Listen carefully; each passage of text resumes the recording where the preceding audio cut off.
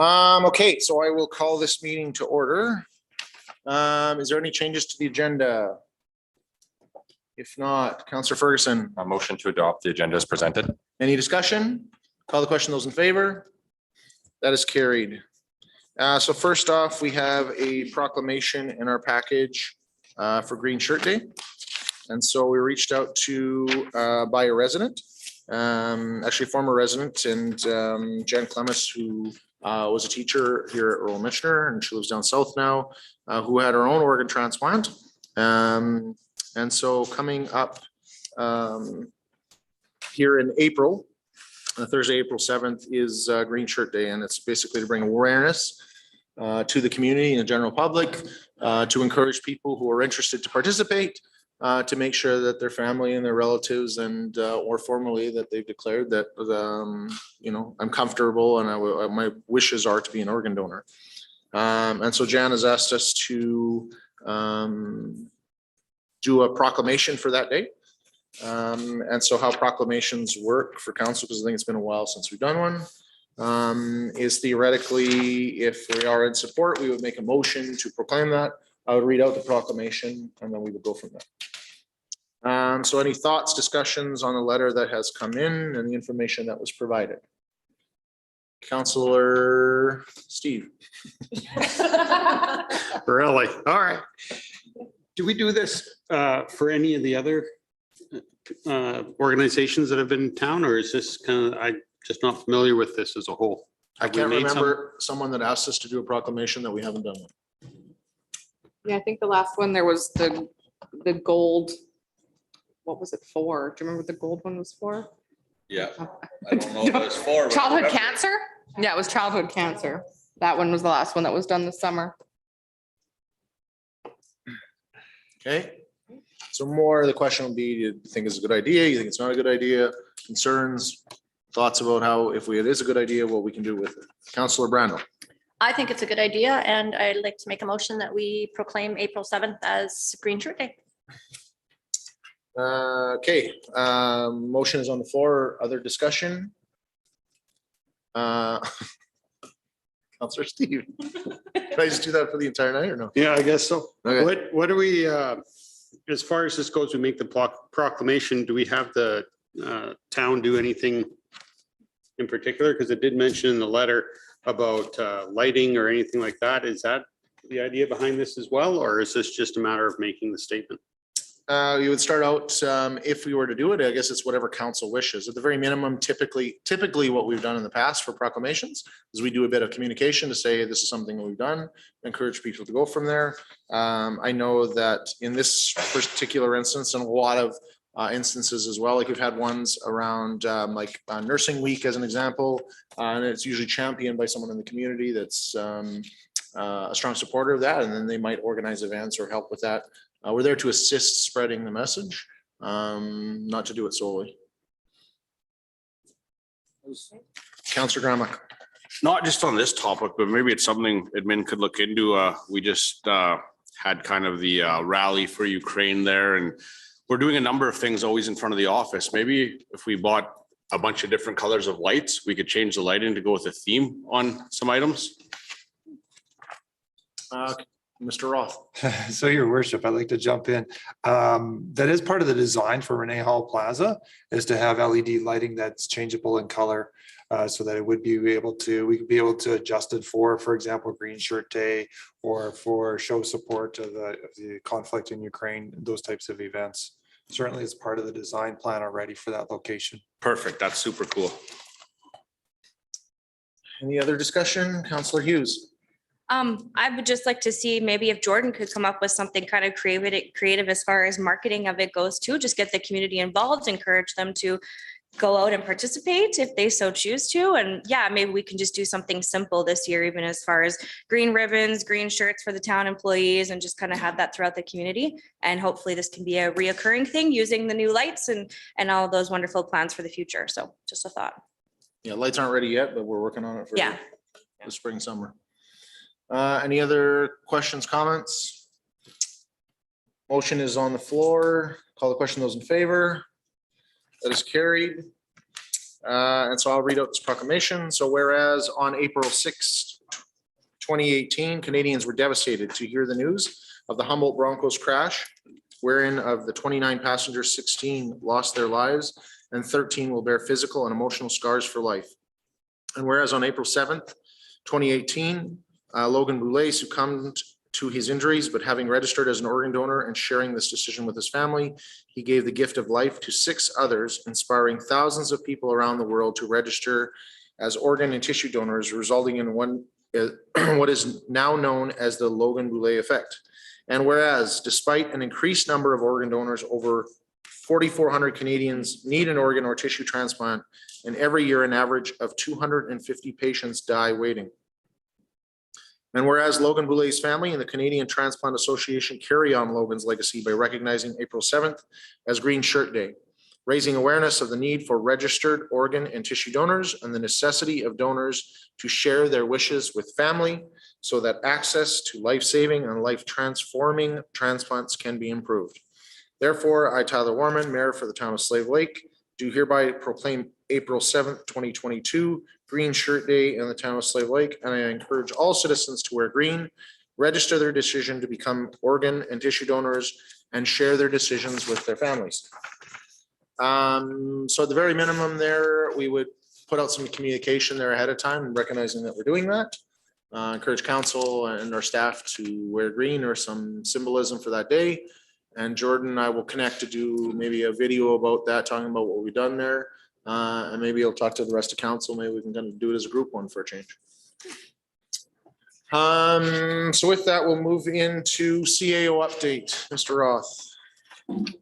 Thank you, Your Worship. I'm going to run through this in typical the order that's listed in the printed update.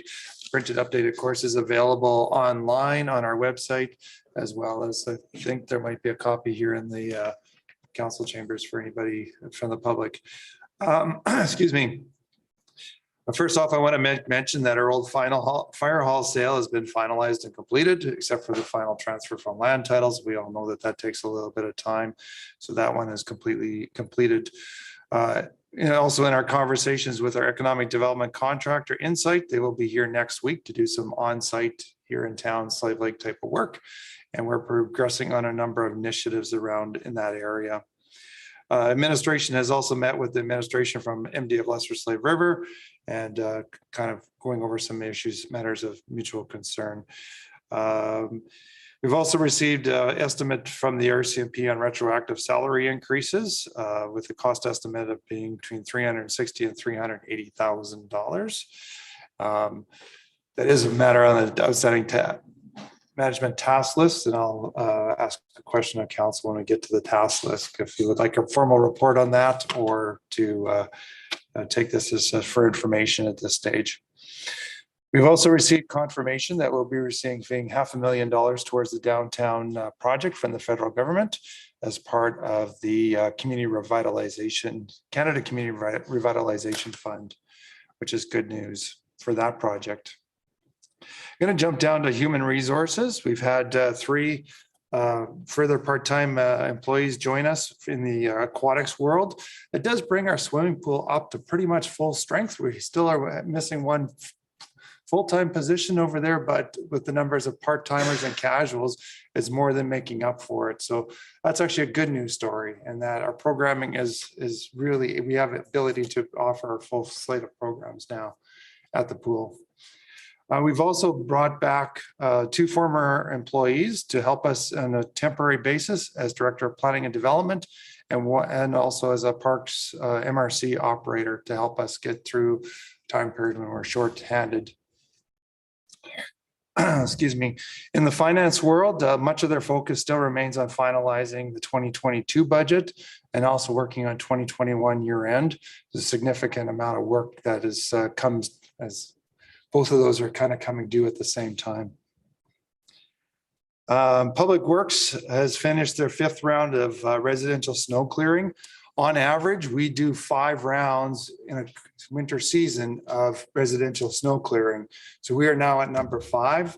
Let's hope that it doesn't snow massive amounts of snow and we don't have to move on to 6 or 7 rounds of residential snow clearing. This year's been, as we all know, has been a challenge in terms of the weather that's been provided. In addition, there's been funerals and other things that require the operations crew to be redirected at various times over the past month. Also want to make mention under projects, first off, that the Sawridge Creek waterline replacement, administration is working with the contractor to come out, work on a bit better pricing. We certainly have worked on some risk assessment options, and it does look like our negotiations with the contractor are probably going to give us the best pricing. Our projects manager will be bringing a report back probably early April on that to keep things moving, but you will receive another report back to council. The other good news that I wanted to make mention is under the projects, we received word that we will receive almost 100% funding for an EV charger, Fat Rapid EV charger system for installation adjacent to the town office here. The only small little pieces that aren't covered are the network charges and some extended warranty pieces. So $143,000 worth of equipment and installation will be fully funded by the province. We're leaving, say, approximately $1,500 for the first year and $9,000 per year, or in total over the next 4 years of operational costs. Of course, we will be able to charge for that service, so we will be able to make back some of those operational costs, hopefully. Fire department remains very busy and very active with 90 calls to the end of February for the year, and 23 of those happened in February. I'm going to jump down a little bit to community services. A couple things. First off, you'll notice there's a lot of activity being reported in community services for our programming. A lot of our programming is getting fully underway. First off, with increasing our staffing, getting our staffing slowly back up to where it should be, as well as reductions of the COVID restrictions, certainly allowing us to do a lot more. So there's a lot more activity in that area. One of the things that I also wanted to make mention, I know that it's something that concerns anybody who uses Arena 1 at the MRC, is that we've had radiant heat panels fail and we've had to take them out of service due to safety reasons. We've been working with our HVAC contractors, and we have found a way to actually try to use existing air handling units to produce heat into the stands area. So we're going to be we're trying that over the next little while, instead of just replacing the waiting until the ice season's over and replacing the radiant panels. We're looking at some other alternative ways of managing that. And it also gives us some heat between now and the end of the ice season. Some of the things that have been successful in the past in terms of our programming is our family fun nights have seen a huge success. They are basically oversubscribed. Every time we come up with another family fun night of activities, it's immediately full. People are registering for those nights, which is great. Our seniors coordinator is back to full capacity of doing full client services, as well as our income tax clinic started this week and is seeing a fair bit of pickup. The MRC, there's been a bit of a changeover between one set of sessions of programs and then the next set starting. And it's been a very busy time over there with a lot of those programs being fully subscribed. So that's a good thing. And the list of upcoming events is there for your information. Be happy to answer any questions that you may have. Okay, Councillor Ferguson. Just a couple questions here. So you talked about a $500,000 contribution towards the downtown project. Is that an additional grant? Sorry. This is the grant that was applied for last year. Okay. We finally received word that we were successful in that. Okay. And then for the EV charger grant, are we planning on 1 or 2 stations there? I believe it is. I'd have to double check and confirm that with our project manager as to what was submitted with the grant, but I believe it is a rapid charger that allows you to charge 2 vehicles at the same time. Okay, Perfect. And then in terms of the pool, what has program usage been like since removal of the REP? Is it up? Is it down? Is it all the same?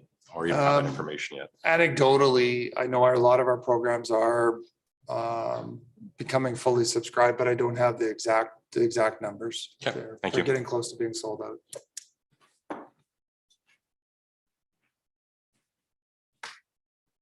Other questions from council? Councillor Hughes. Gary, just in regards to the EV charging station, had we decided on a location for that yet? The I design. know there was 2 spots. being Yeah, the suggested. design was primarily based around one of the parking stalls adjacent to Main Street, kind of just to the east of the library. Because of the power supply, that made reduce the cost of installation to bring it into within a reasonable amount. Okay, It also allows relatively close access to downtown as well as the shopping center just to the north of town office. So okay, so that's the preferred location that for is this the project preferred then at this location. time? That's Okay, correct. great, good to know. Sorry, what was my other question? Oh, I just had another comment with regards to some of the programming that's going on. I know the family fun swim night was a big hit with a lot of people in my circles. And I expect people to want to continue to come out to that type of programming as well. So I'm very happy to see that. And I think that we could even fill up more spots. So it's wonderful to see. And I just wanted to say thanks to everybody who works hard on the programming. It's nice to see it revitalized. Thank you. Okay, Councillor Drew. I was just curious, so we did get I know there were a bunch of emails, so forgive me for not fully catching up on them about the RCMP retroactive salary increase. So I see here that it says 360 to 380,000, and then in the task list, it does indicate that there might be some advocacy regarding the Municipalities Association. What is the next step for that? Alberta municipality has made a recommendation that we not pay at this particular point in time, and they continue their advocacy efforts. So basically, at this point, they're recommending that communities just hold tight on the retroactive pay. That's correct.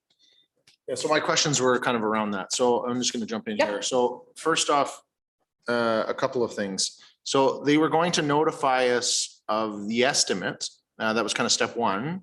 And then basically, based on your salary levels and whatever else, here's your estimated cost.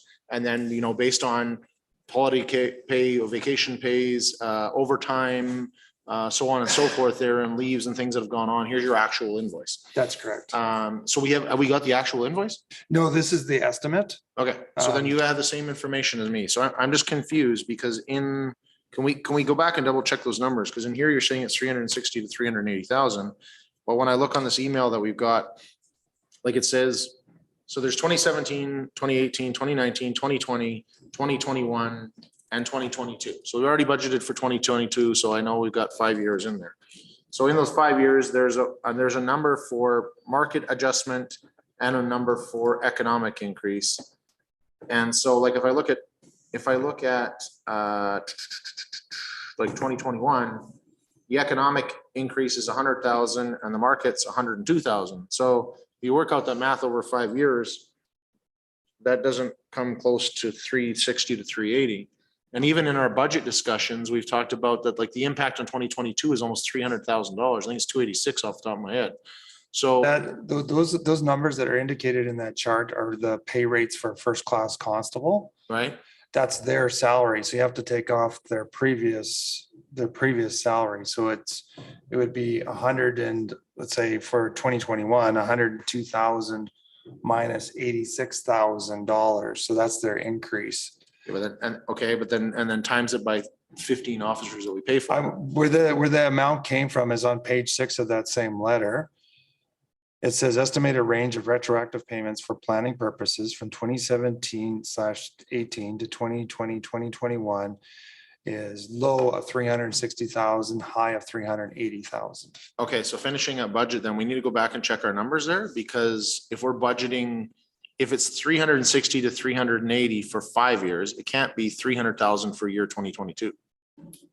believe it was 200. I don't have the exact. I think it's amount there. 286 was in budget. 200 and some, yeah, 200 and something for 2022. So did they reduce the retro, the math? Yeah, the math doesn't make sense. You're questioning about the amount of the back pay. Yes. Yes. Well, and so one of those two numbers don't work together. So one of them isn't right. So either our number in budget is inflated or our number, or this number is wrong. I think maybe the easiest way to do that is I'll talk with our finance director and we'll look at bringing a report to council laying out the numbers. We're going by the numbers given to us by the RCMP. Sounds good. And I Maybe they didn't charge the full, like, because obviously we have the 280 or the 290 increase for this year. Maybe in the back pay, they did like a scaled version of that. well, it is a scale, but even at that, like there are a couple percent increases over time, right? So like, let's call it like a 3.5% or whatever else. Part of it, there's 1.5% that's market adjustment, and the other one's is living allowance piece, or the economic increase, or inflation, basically, as we would call it. And so compounded all together, like that increase is about a 24%. So, but theoretically then, because it's like a ladder, year 5, which is year 2022, can't be substantially different than year whatever. So then the year before in 2021. So if we're at 286,000 and we've anticipated for budget, right, in year 2022, then theoretically 2021 should be like 250, right? But if we're saying it's like 350 for the whole thing for 5 years, either that number is grossly underestimated or our number for 2022 is grossly inflated. And so let's hope that our number for 2022 is grossly inflated and our liability here is only 350,000, because that would be like the best news I heard. The third option all would be year. the federal government. and But I would just say choose it. tying those two together I get that finance has to go look at that and do whatever. I'm just saying those two don't connect. Yeah, we'll certainly bring a formal report. Again, we're only going by the information provided by the RCMP around that, so we'll double check that. Okay.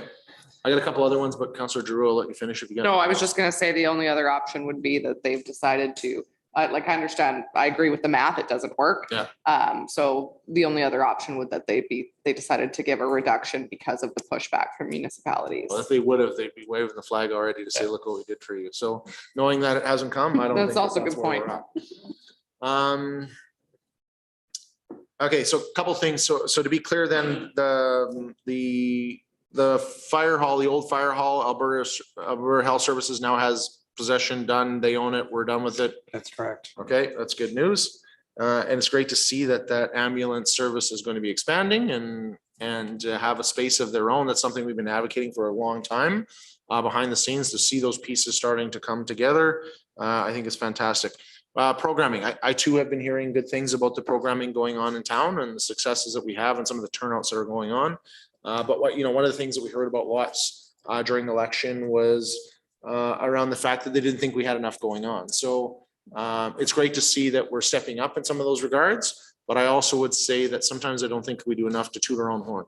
Mm-hmm. And so when we have those things, to have some pictures, the staff to take a picture or do whatever else to send over, that on Monday we can say, hey, this was a great turnout and success, and show some of the things that are going on, I think is probably would go a long way to show that there is stuff happening.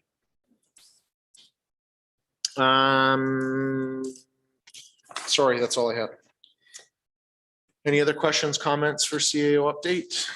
Going once, going twice. Okay, so with that, we will jump into the management task list on page 7 in our package. There's not, all the updates are there provided for you. A couple of things I just wanted to highlight or receive some council feedback. The first 2 items are specifically items that we're waiting on other levels of government to provide information to us or allow us to move forward. So if council would, my question is if council would like us to continue to have those on the list. I would say absolutely, because the whole purpose of the list is so that we don't forget about stuff and we don't lose it. Okay. I'd like to leave it there.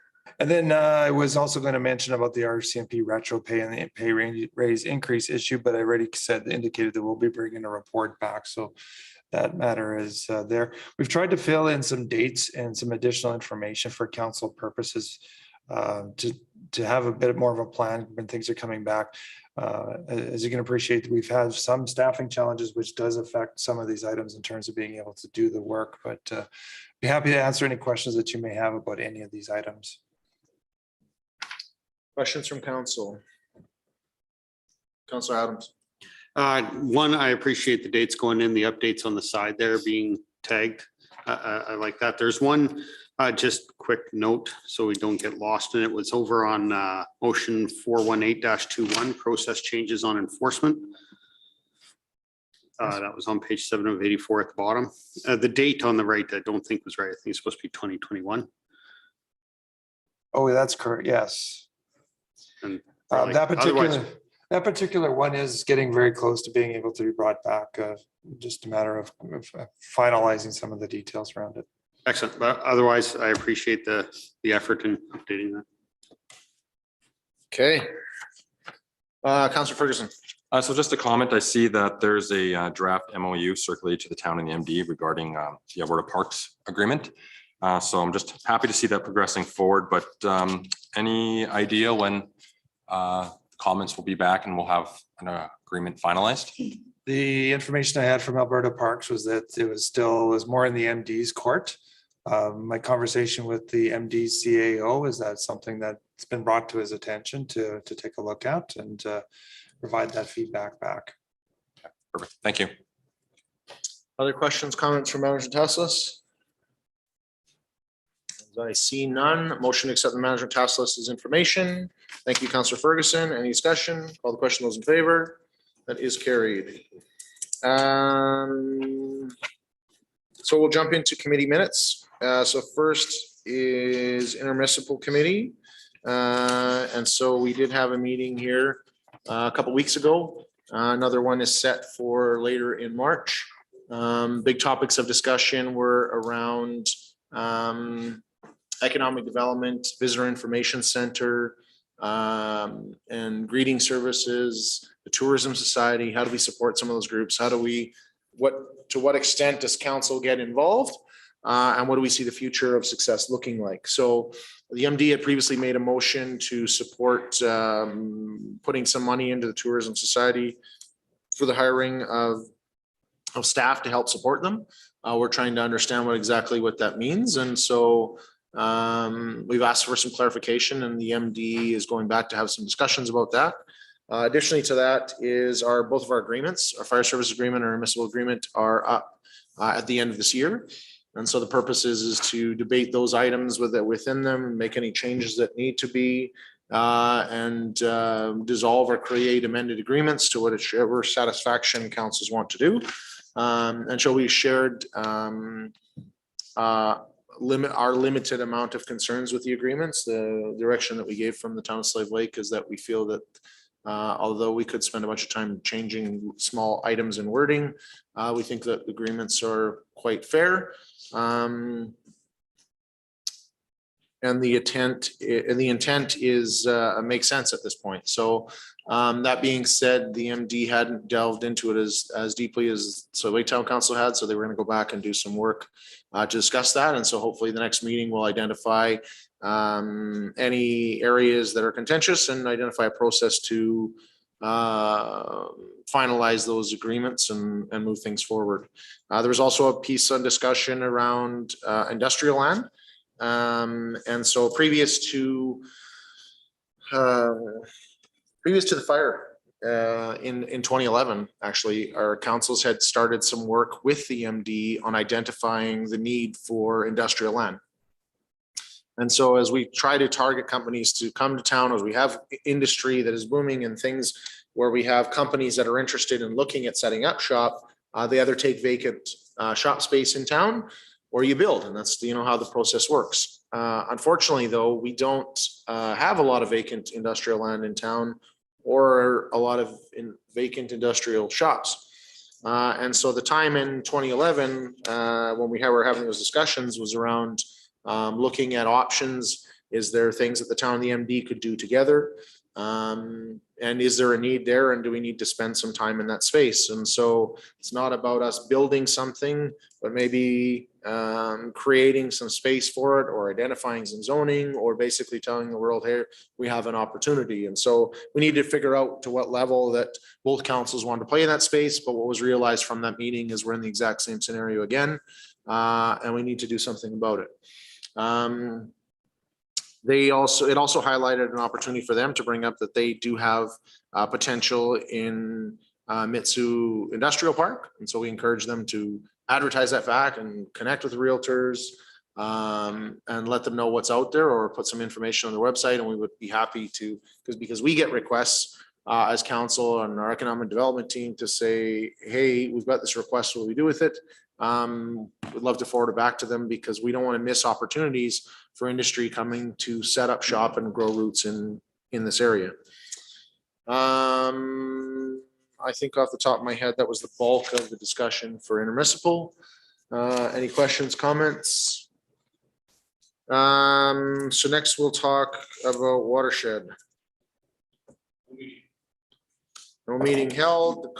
Chamber of Commerce, I think you had their AGM. Yeah, we just had our AGM, which was great. So we're almost at a full board complement. We're still short around 2 board members. So there will be Slave Lake Chamber of Commerce directors that will be seeking and asking individuals to come and join our board, because it makes things a lot easier when we do have that. We are working on building our events calendar. So right now we're looking at a golf tournament on June 17th. We are going to have the trade show this May, but just due to capacity within the organization, we have a tentative date scheduled for September 30th to October 1st. There was some discussion at the AGM regarding what we're going to do with Riverboat Days this year. After the event of the All In last year, and with the August date, everyone seemed to appreciate that more, as it wasn't in direct conflict with the Calgary Stampede and a bunch of other events early on in July. So there was discussion today at the board meeting. We need to keep the midway on the same weekend, just because that's with the contract. They have a schedule with the West Coast Amusements. So we're looking at separating Riverboat Days from the fair. So the fair would still go on as a separate event.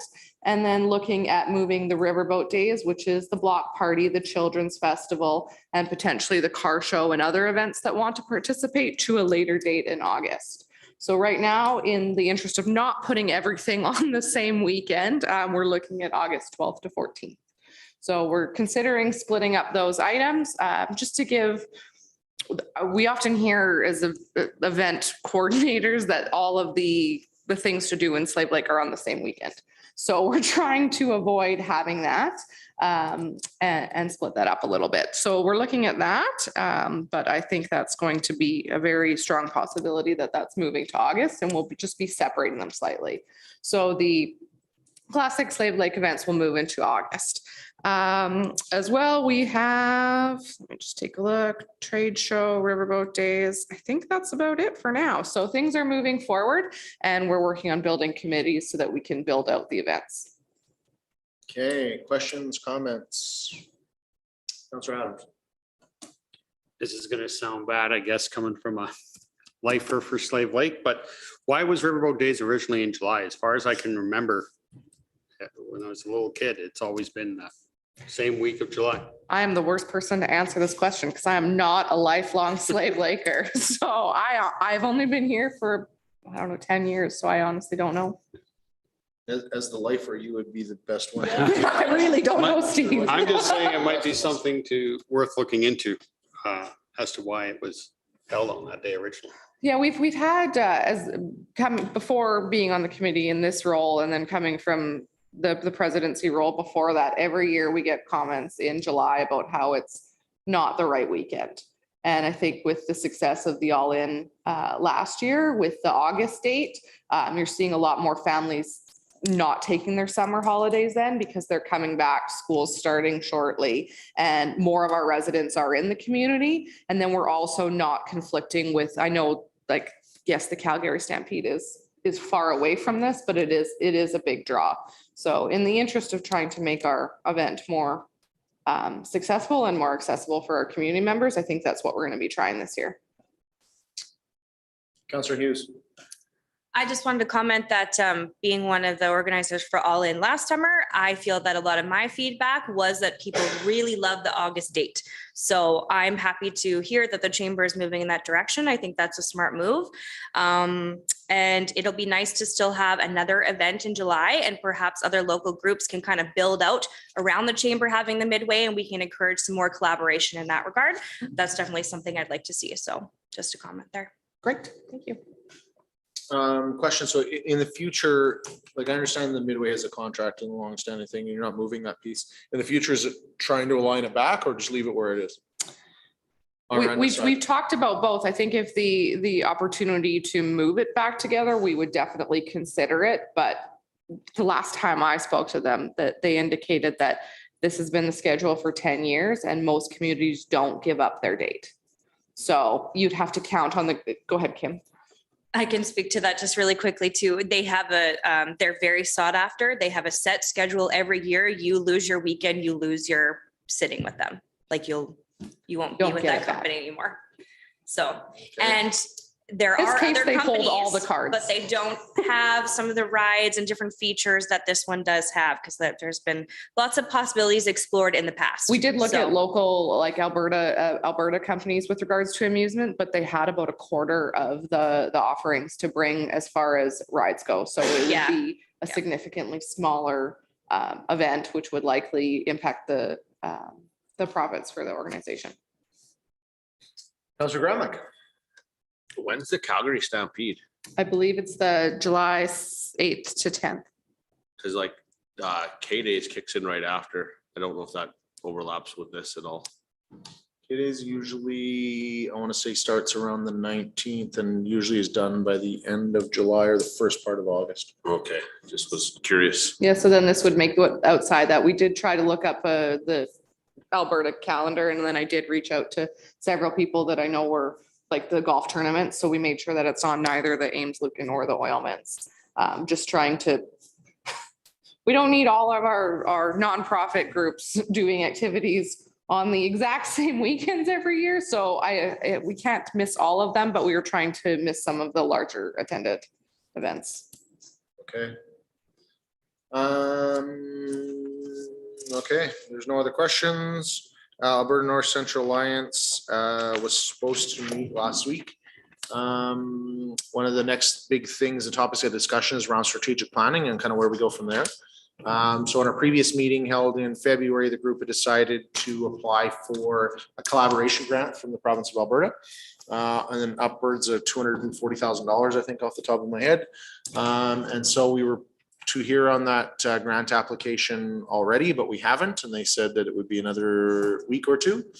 And so Big Lakes County has spearheaded that, and we're waiting for that. So we've postponed the meeting till we get some information on that piece, and then can make better plan moving forward.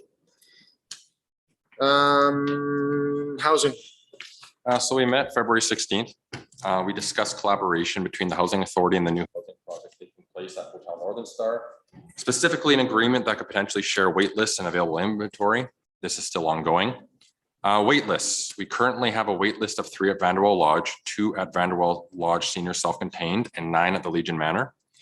We also have a wait list of 31 for our social housing. It's important to note, though, that this doesn't necessarily mean that these individuals are ready to move. Some people get on the wait list because they anticipate that they will be moving in the foreseeable future. Vacant list. Currently have 7 vacant rooms at the Vanderwell Lodge and 16 in our social housing. Most of our social housing units are not ready due to routine maintenance between move-ins. Also, I got word here yesterday, there are some substantial changes coming down the pipes from the provincial government in regards to board makeup and structure. So from the Alberta government, effective April 1st, 2022, determine the competencies required for board members, which must include any competencies required by the minister, and establish a process for the appointment of board members that ensures board members have the competencies. So the first set of competencies focuses on work and/or volunteer experience and related post-secondary education. There are 10 categories included in the above, and board members must have experience or education in these. The second set of competencies, experience working with or supporting or lived experience as a member of a target population group in stronger foundations. There are 12 categories included in the above, and at least one board member must meet these requirements. There is a transition timeline from what I read of 1 year, but it does present quite a few questions on the future board makeup and how municipalities will go about appointing individuals to serve on these boards. The board is seeking some additional clarity on items from the provincial government, and I'll provide a future update once we have that clarity. Okay, Councillor Gramlich. Councilor Fergus, how does that affect your board immensely, or do you guys kind of fall in the lines with this? For target category So to clarify, are you guys competent or not? Well, there's a couple. well, we have to go through because there's 10 different categories, and they want to make sure that all the competencies aren't in one area. So you got to make sure you have a well-rounded board. So we would have to develop criteria about where we all stand for our competency list per se, and then kind of go from there. So, for example, of some of those competencies might include, background in financial, real estate, legal. So there's a broad list. They want to make sure it's well-rounded. It's interesting because they don't push elected officials to have that, but they want the housing board to be able to do it. So like one specific little bubble that they look after, that's like, okay, you have to have all of these things.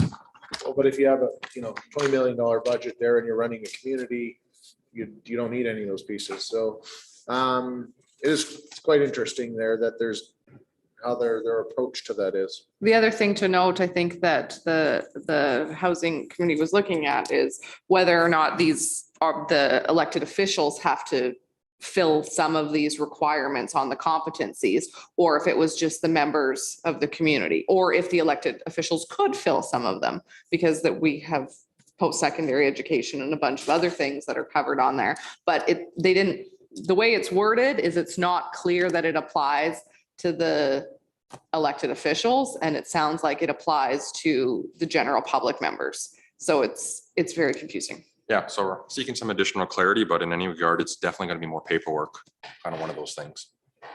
Okay, and this is something that like we've already decided and this is what you guys are doing or not? That's what it sounds like. Yeah, it's as of April 1st, and there's a transition period, and by a year down the road, we have to report on what competencies we fill and how we've met that mandate. So it's pretty substantial. Interesting, to say the least. Yeah. Wait, if you can't fill them, what's the next move? My understanding is from the information they received, the department will work with to help so you can meet those, and so you do have a diverse board. But we're still seeking additional clarity. It's not exactly real easy to get public board members on anything. So Yeah, we have let's try this one. more questions than we have answers right now for the provincial government. So. Okay. Be interested to see where that one goes. Tri-council health. We haven't met since the last meeting, which was before previous committee of the whole. Tourism society. We meet Thursday. We also kind of wrapped up an all-in winter event. Unfortunately, the snow took out the Snow and Mud Association, which was the marquee part of the event. But Royal LePage generously donated the horse and sleigh, and that was sold out like really quickly. Yes. And then they were able to regroup and add some more people in that evening because the horse was going a little quicker. So I think it adds something nice to the community for the weekend, and hopefully it snows lots next year for Snow and Mud. Okay. Questions, comments from council? And Councillor Gramlich, I believe that you also organized some other events there and had comedians in and had Indigenous hockey event, which brought members from a number of the First Nation bands around and youth that participated. And so heard lots of great feedback about that. And I know that you don't toot your own horn enough, but I think that kudos right there for that fantastic event as well. And it's great to see us reaching out to our neighbors as a community and getting them involved. Yeah, thank you. Library board.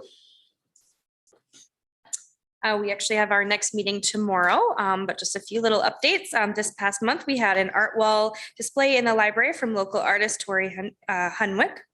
And we are also looking at collaborating with the Slave Lake Regional Arts Council to have a display area in there as well. The Slave Lake Library had over 1,100 participants for a variety of our programming last month.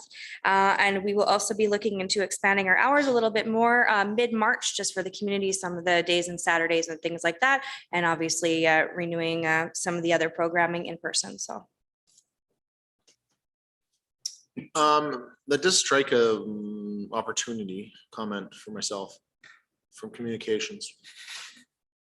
Jordan's dreading what I'm going to say next. So we do have a community calendar within our website. And so there's this opportunity where people or organizations can go on and promote that their events are there. And I think there hasn't been a lot of events in the last while during COVID because things kind of closed up and we couldn't do anything.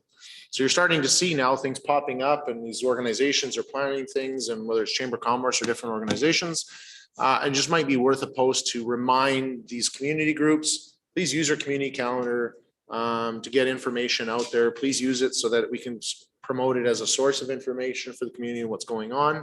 Like that's what it's designed for. Just for our not-for-profit groups and for my, for my benefit, what's the process to get on the community calendar? Sorry to make you move.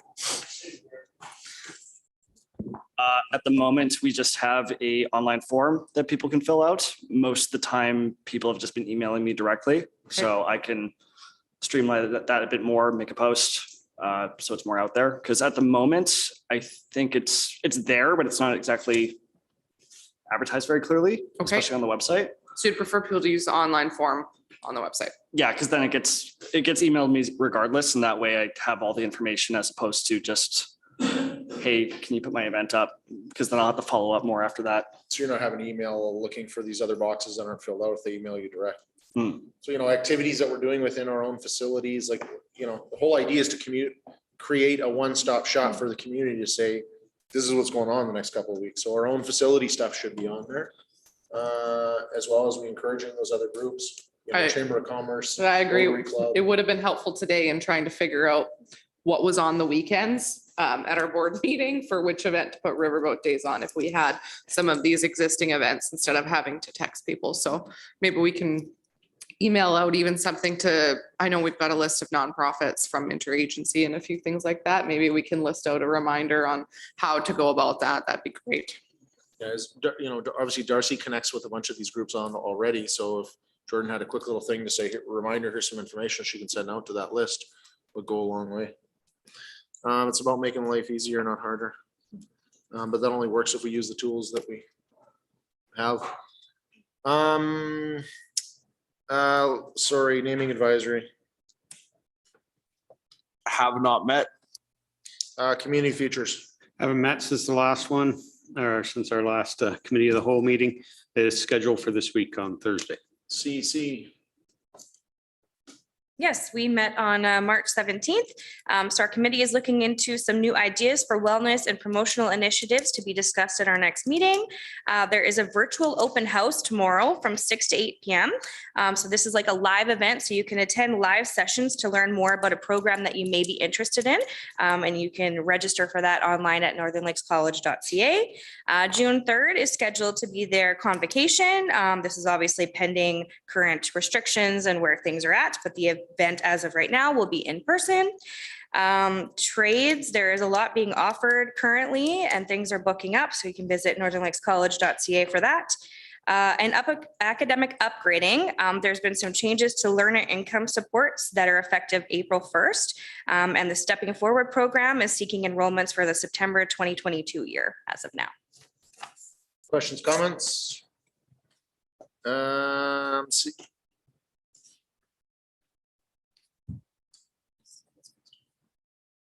Sorry. Homeless Coalition. So I'm check marking too fast here, then I'm screwing myself up my own head. we've had a few meetings. We're in the process of working through our charitable status. The process, though, is roughly 1 year. This should help with our financial sustainability if we are able to issue tax receipts for donations. As of March 4th, over 757 meals have been prepared. A big thanks goes out to the Friendship Center for allowing the use of their kitchen. For the period of October 30th to February 28th, There have been just about 1,100 stays. We are going to be well over our anticipated 1,000 stays for the season.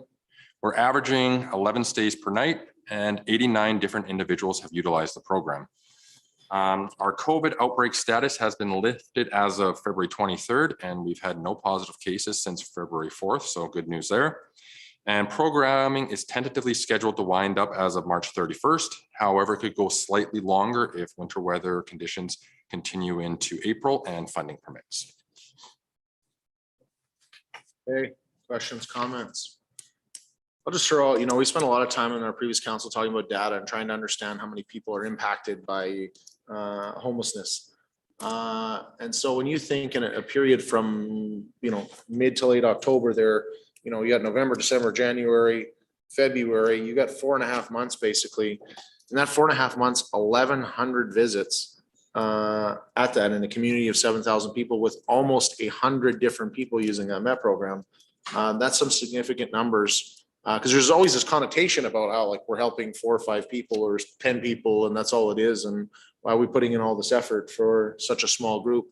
100 people of 7,000 found it so significant that they had nowhere else to stay other than go to utilize the MET program. That is significant, and most of them having to use it multiple times. So I just want to say that that's not an easy task for a group of volunteers.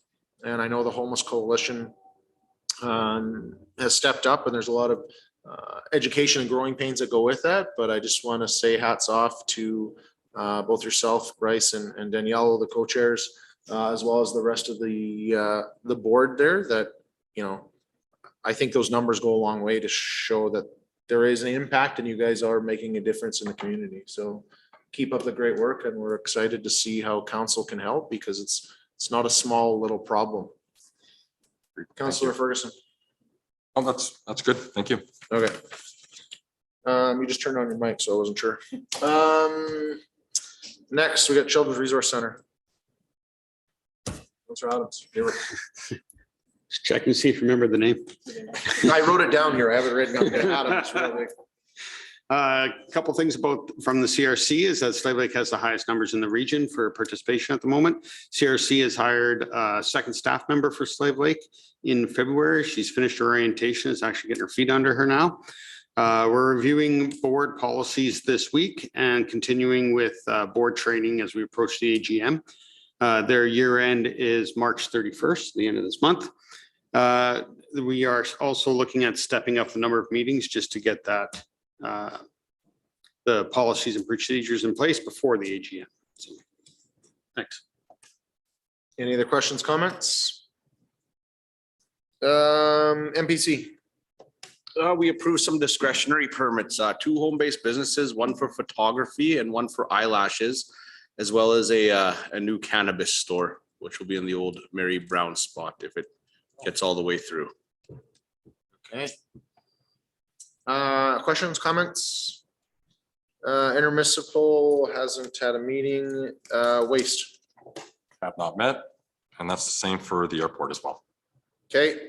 Legacy has not met either. Protective services. Yes, we've had our first meeting on this council term, but I think it was the first one in almost a year. So it was nice to see all the faces on Zoom, and they're hoping to meet in person next time. RCMP are fully complemented now. GIS is staffed again. Transportation, they've got new boundaries now. They combined with Athabasca. So Gord Walters area now goes all the way to DAP on the one side. So he's got a big area to fill now. They're working on potholes as the weather gets warmer. And they removed the pullout on Highway 2 right before Widewater.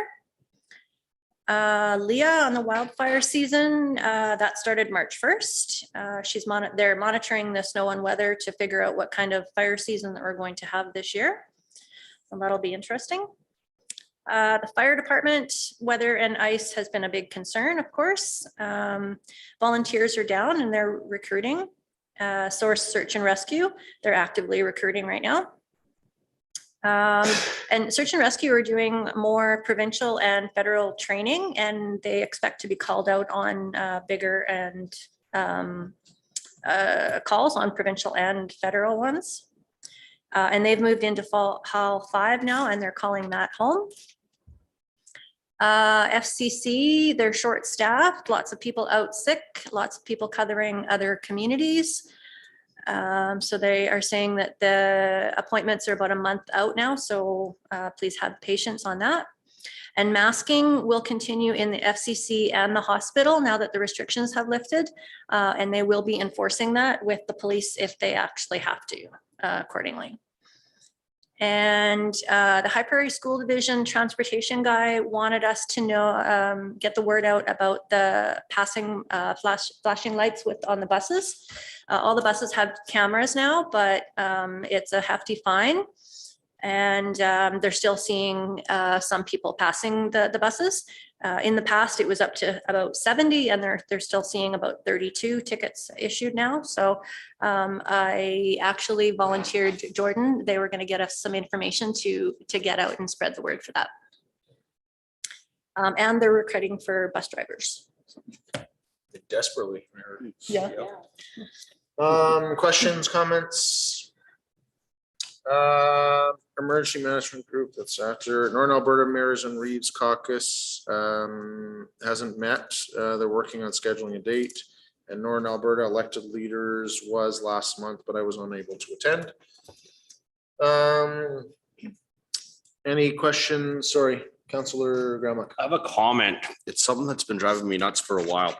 Some of these don't meet often. Is there a chance like admin could reach out and say, hey, have you guys met? Or hey, do you have anything to add even if you haven't met? So we don't have to say have not met or we meet next month. Could we like tone this down rather than repeating ourselves every single committee of the whole? Yeah, well, so what I would recommend is the members of those organizations reach out rather than tasking Joanna to go do it. Yeah, I will do that. And so, yeah, if you feel that it's within your purview, then go. Like Northern Alberta Mayors and Reeves Caucus, to be honest, it was something that was championed out of the city of Edmonton. And Don Iveson was a big champion of it. He's no longer the mayor. And so is their administration that takes it on and deals with all the admin pieces of it.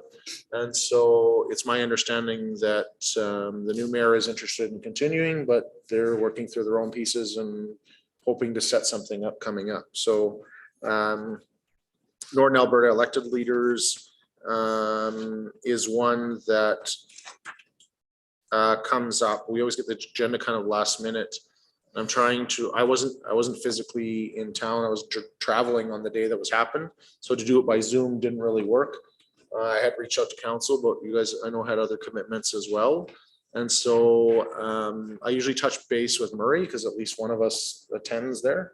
And so he goes and carries kind of the message from the region.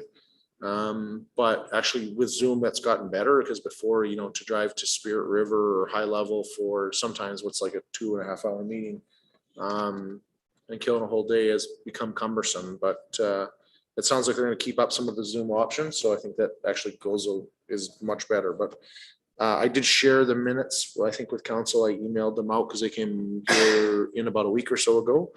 But maybe touching on some of those, I could do a better job of saying, okay, this is what was happening. Part of the things that worry because it wasn't there. How do I answer some of the questions that might come up? But it wasn't directed at that one. It's like all of them. Okay, fair enough. Sorry, I should have said this is for everything in here. No, and honestly, half of mine are usually some of the worst ones. So, example, Wildfire Legacy, we're due for one, so we need to be peeking in that box. So that the building's largely been closed for most of COVID. So now things are getting open again.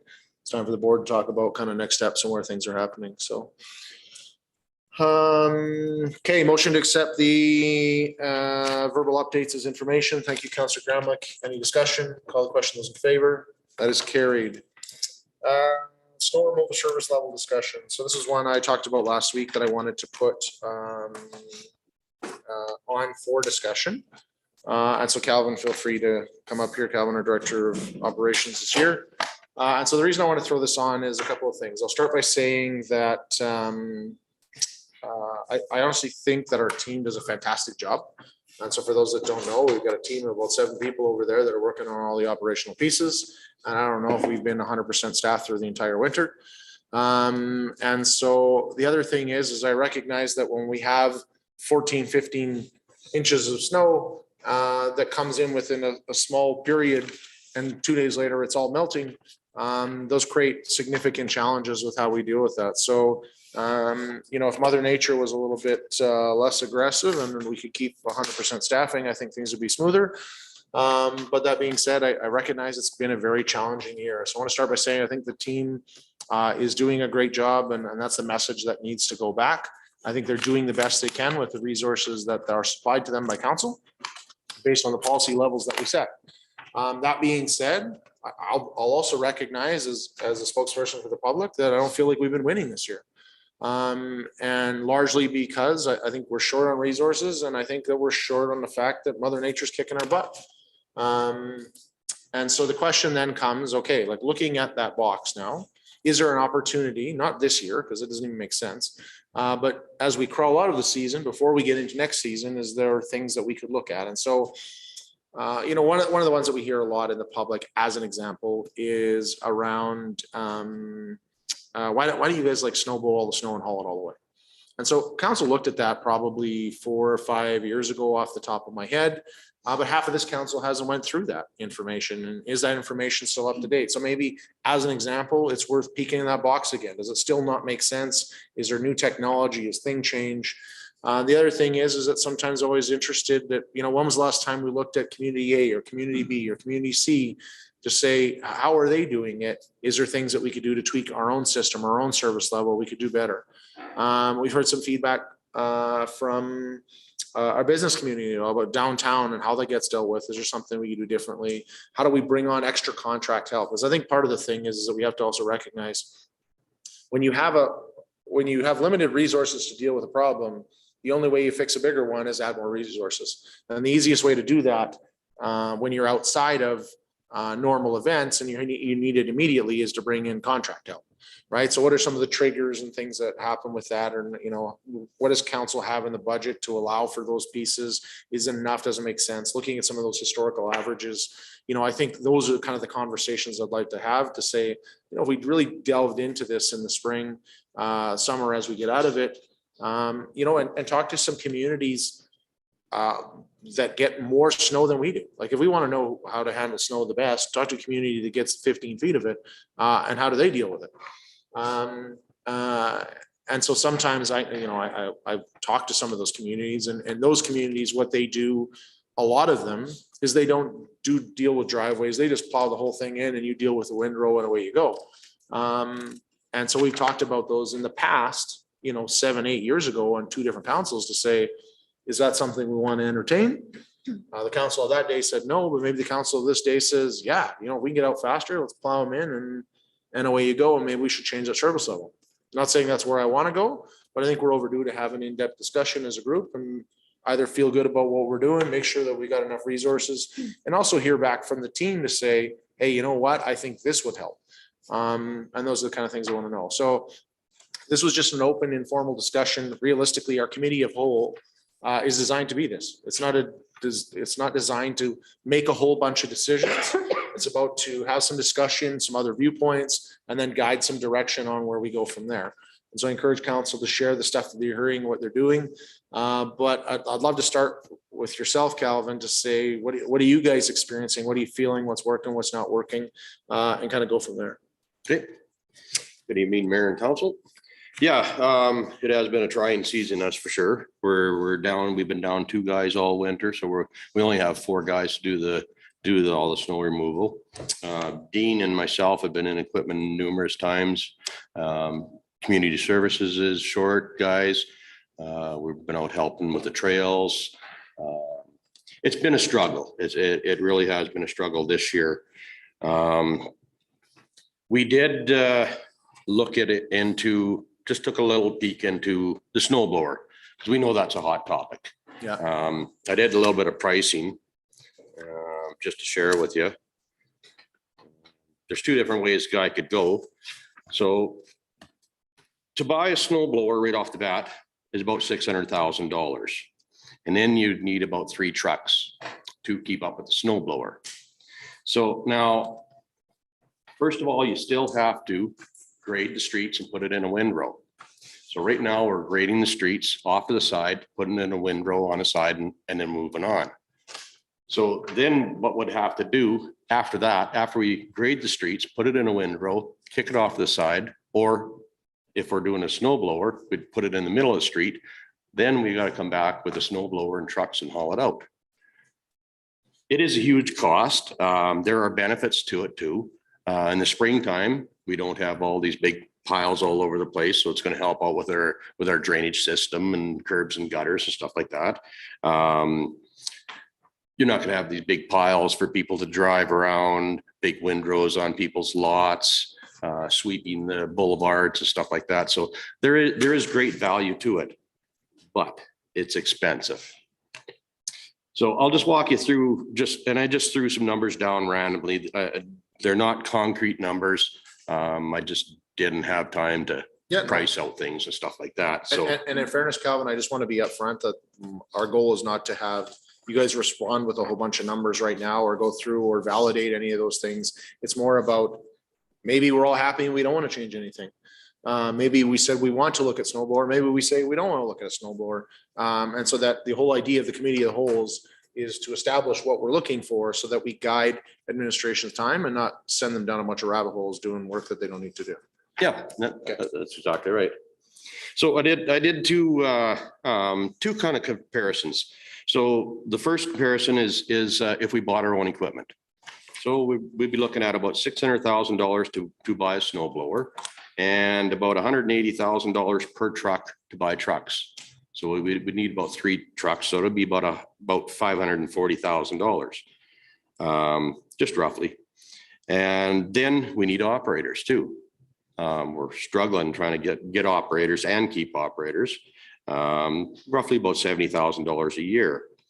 So just to start off with the first year of doing a snow blower, we would have to have $600,000 for a blower, $540,000 for trucks, and about $280,000 for wages for 3 extra guys or 4 extra guys.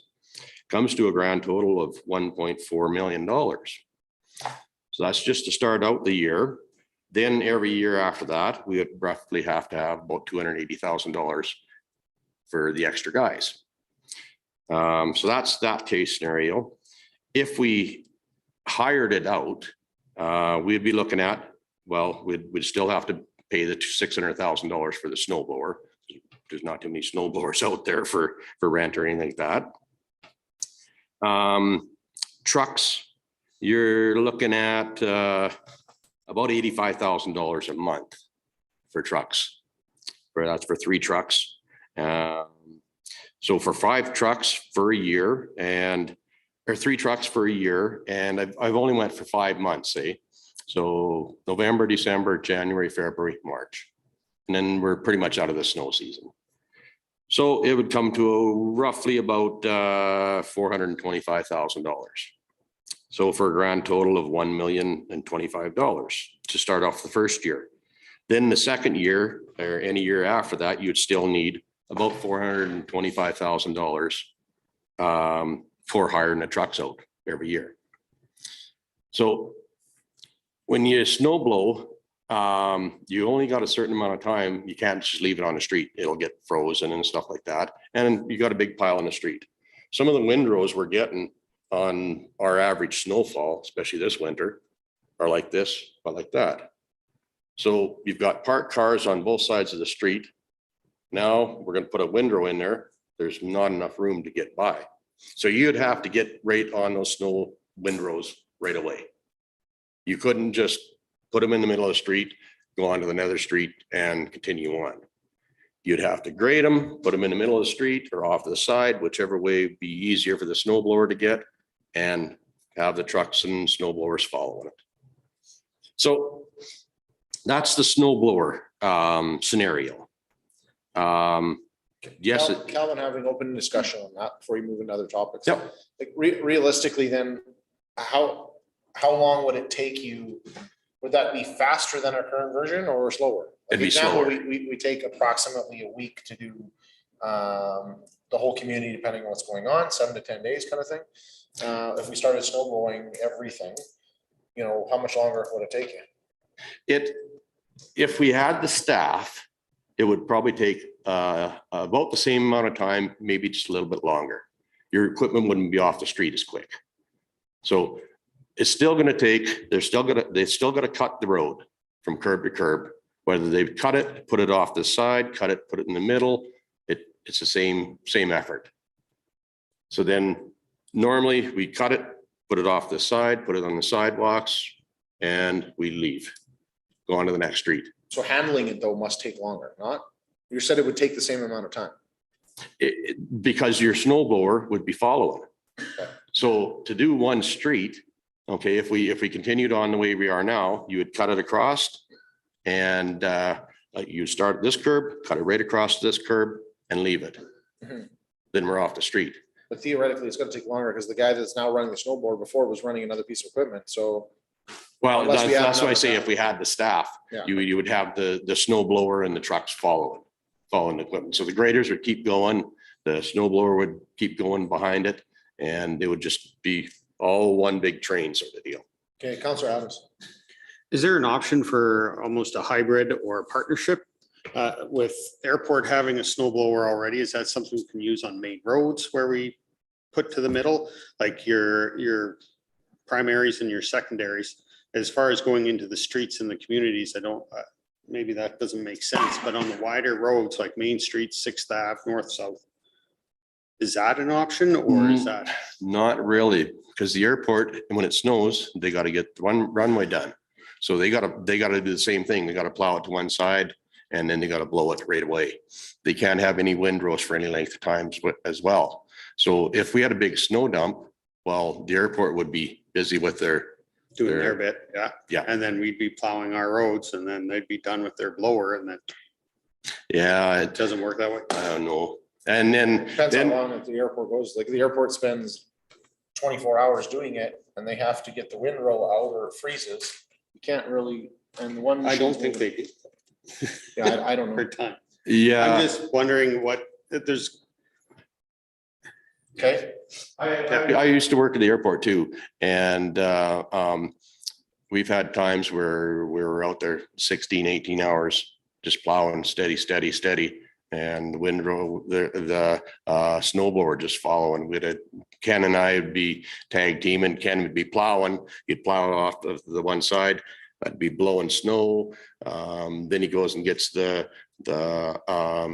broom, and they got to broom it. And by that time, he's got more snow. He's got to push it off again. I really don't think it would work.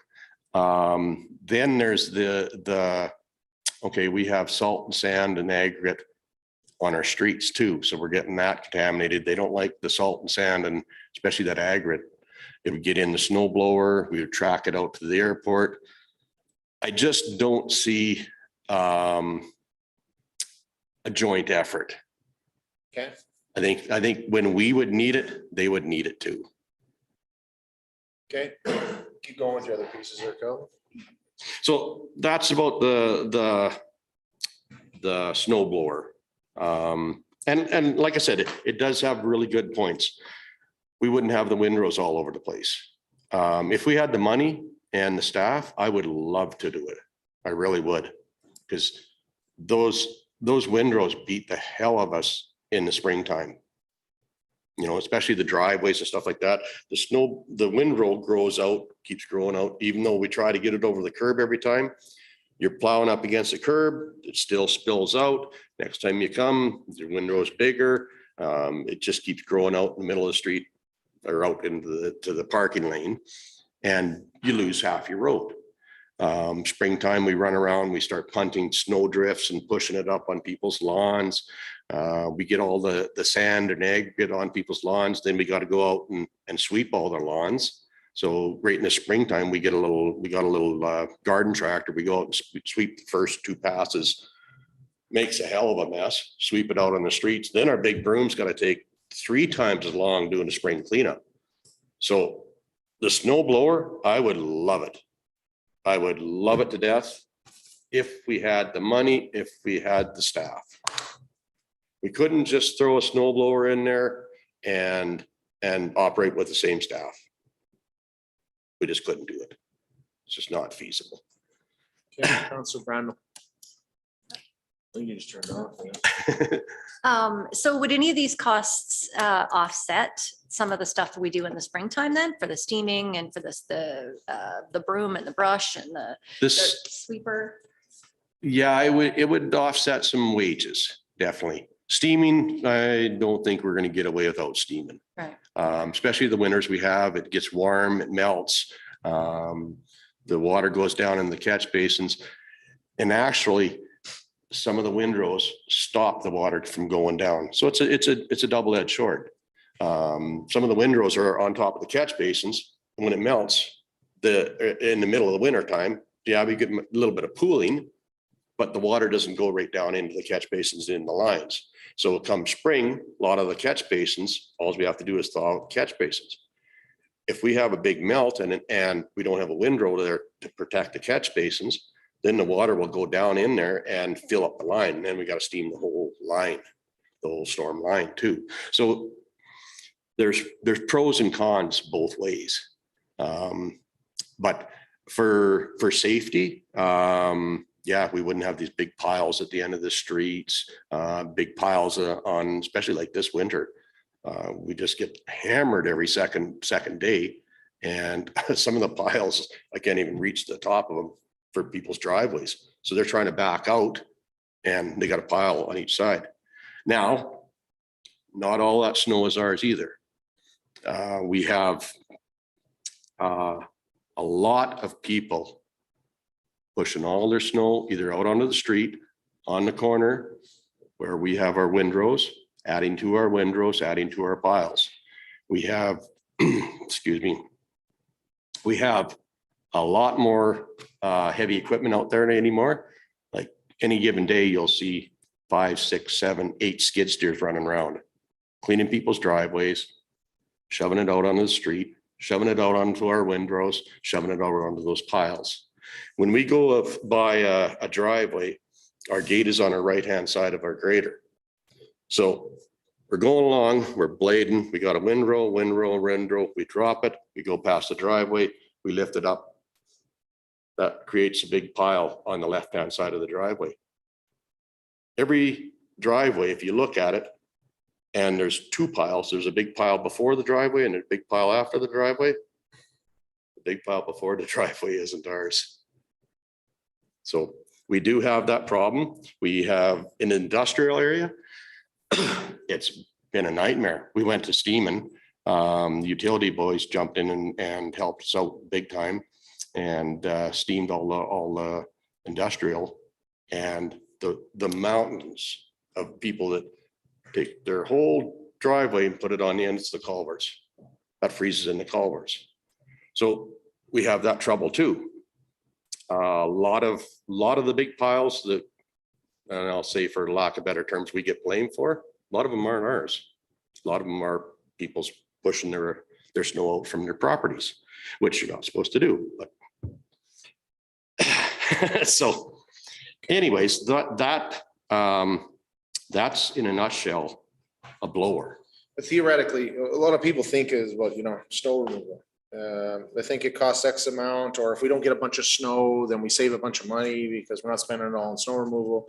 In reality, you got a group of 6 guys plus your lead hand there. You got 7 guys that are out there dealing with all of the stuff. So basically, if it doesn't snow, it's not like they all stay home and we just save money. They just work on other things.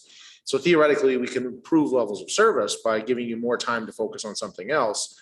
But it's not like we're going to save money, because you're only going to save money if you use less contracted money. Yeah. And when we start plowing, we start at the beginning of winter, and we don't stop plowing all winter long. And even if we don't have that much snow, we're still out there cleaning up piles, cleaning up snow. They're still out there plowing snow, whether they're cleaning up piles on the ends, hauling some piles out. We haven't even had the chance to do that this winter. Usually we'll get a few days that we don't have all the street, we got the town done.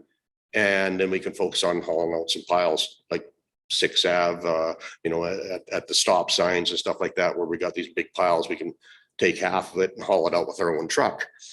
We haven't even had that option this year. It just keeps snowing and snowing and snowing, so. Okay. But yeah, you wouldn't save any. The guys will still be there working and plowing pretty much all winter long. Okay. Okay, sorry, Calvin. Keep going. So that's the snow blower in a nutshell. We've talked about the snow pushers, we call them, the people that push everything out into the street, and it's getting to be more and more. Even after we just finished cleaning the street, we'll get Joe Public will come along with his snow blower and his little walk behind snow blower, blow his whole driveway right out into the middle of the street. Then it looks like we haven't even been there. It happens on my street pretty much every time. I've tuned that guy and tuned that guy and tuned that guy. Yeah, short of just sending the bylaw, which that's going to be our next step, is sending them out, because it is against the law. You can't put the snow on the streets. Because it defeats the purpose, right? Like, it's against our bylaw, because if you throw all your snow in the street, after we've all gone and done it, we have to go do it all again. So if everybody does that at all different times, it would defeat the purpose of even doing snow removal. Well, and not only that, they'll throw it out in the street, then they'll complain to us about it. We just cleaned your street. We were just up to the street. We cleaned it. There was nothing on it. Now there's a great big pile out in the mid, right in front of your driveway. So then our only Just saying. our only process is through bylaw to go do enforcement and say, please stop doing this, right? Yeah. Okay. So then we'll talk about, I'd like to move into some of the hurdles we have out there. Okay. So we've got, okay, of course, the traffic, the pedestrians, the jewelry on the street, we call it, the pedestals that we got to keep open. We just knocked over a cable pedestal today. Didn't even see it. Did he get a hold of you? Yeah. Yeah. Okay. Yeah, we went over He there. reached out to me. Okay. Yeah. It was on my list. I was. supposed to- Didn't even see it. It's a pedestal about this tall, about this big around, buried in a mountain of snow. We went to push the piles back and just cleaned it right off. We try to watch out for that stuff. We try to stay clear of it. But like I said, with the amount of snow this year, we got to put it somewhere. We try to keep the hydrants clean. We do a pretty good job of keeping the hydrants clean. But some of the other jewelry end up getting buried. And that's power boxes, that's pedestals, cable, tellus, all that kind of stuff. So what about using that flagging then? Like I see in other communities, and actually I see it in sporadic parts around, so like very few, but there's a handful out there. Where basically you might have a fire hydrant, they got kind of like a long pole there that goes up there just specific for snow. We could go flag all those. We could, yeah. Okay. Yeah, we can definitely. We do have some flags on some of our problem hydrants, the ones that are notorious for being buried. Okay. So we do have flags on there. To go out and flag all the pedestals, like the tellus and cable and like all that, it would be huge. I don't even know if they have any type of flags for those. The ones for the hydrants have got a big ring on them. So you just take off your side nozzle, you put them on, you screw your side nozzle back on, and then they stick up. They would have to get some, I don't know, something that would bolt to their little flimsy little boxes. Those little green plastic boxes. Mhm. Because you walk by them a little too fast and the wind from your butt blows them over. Seriously. And so I don't even know how we would flag them. Okay. And But it's possible, like if, you know, when It we is. look exporting and all other Yep. options, and you'd hire a contractor, summer student or somebody, go put all those things on and away it goes, you're ready for the next season. Yep. Okay. Now, that's not to say that they won't get buried, but at least we will know where they're at. Well, when it they are buried. depends how long the flag is, yeah. Yeah. Bigger flags, the more snow we get. So, Bigger flags. Yeah.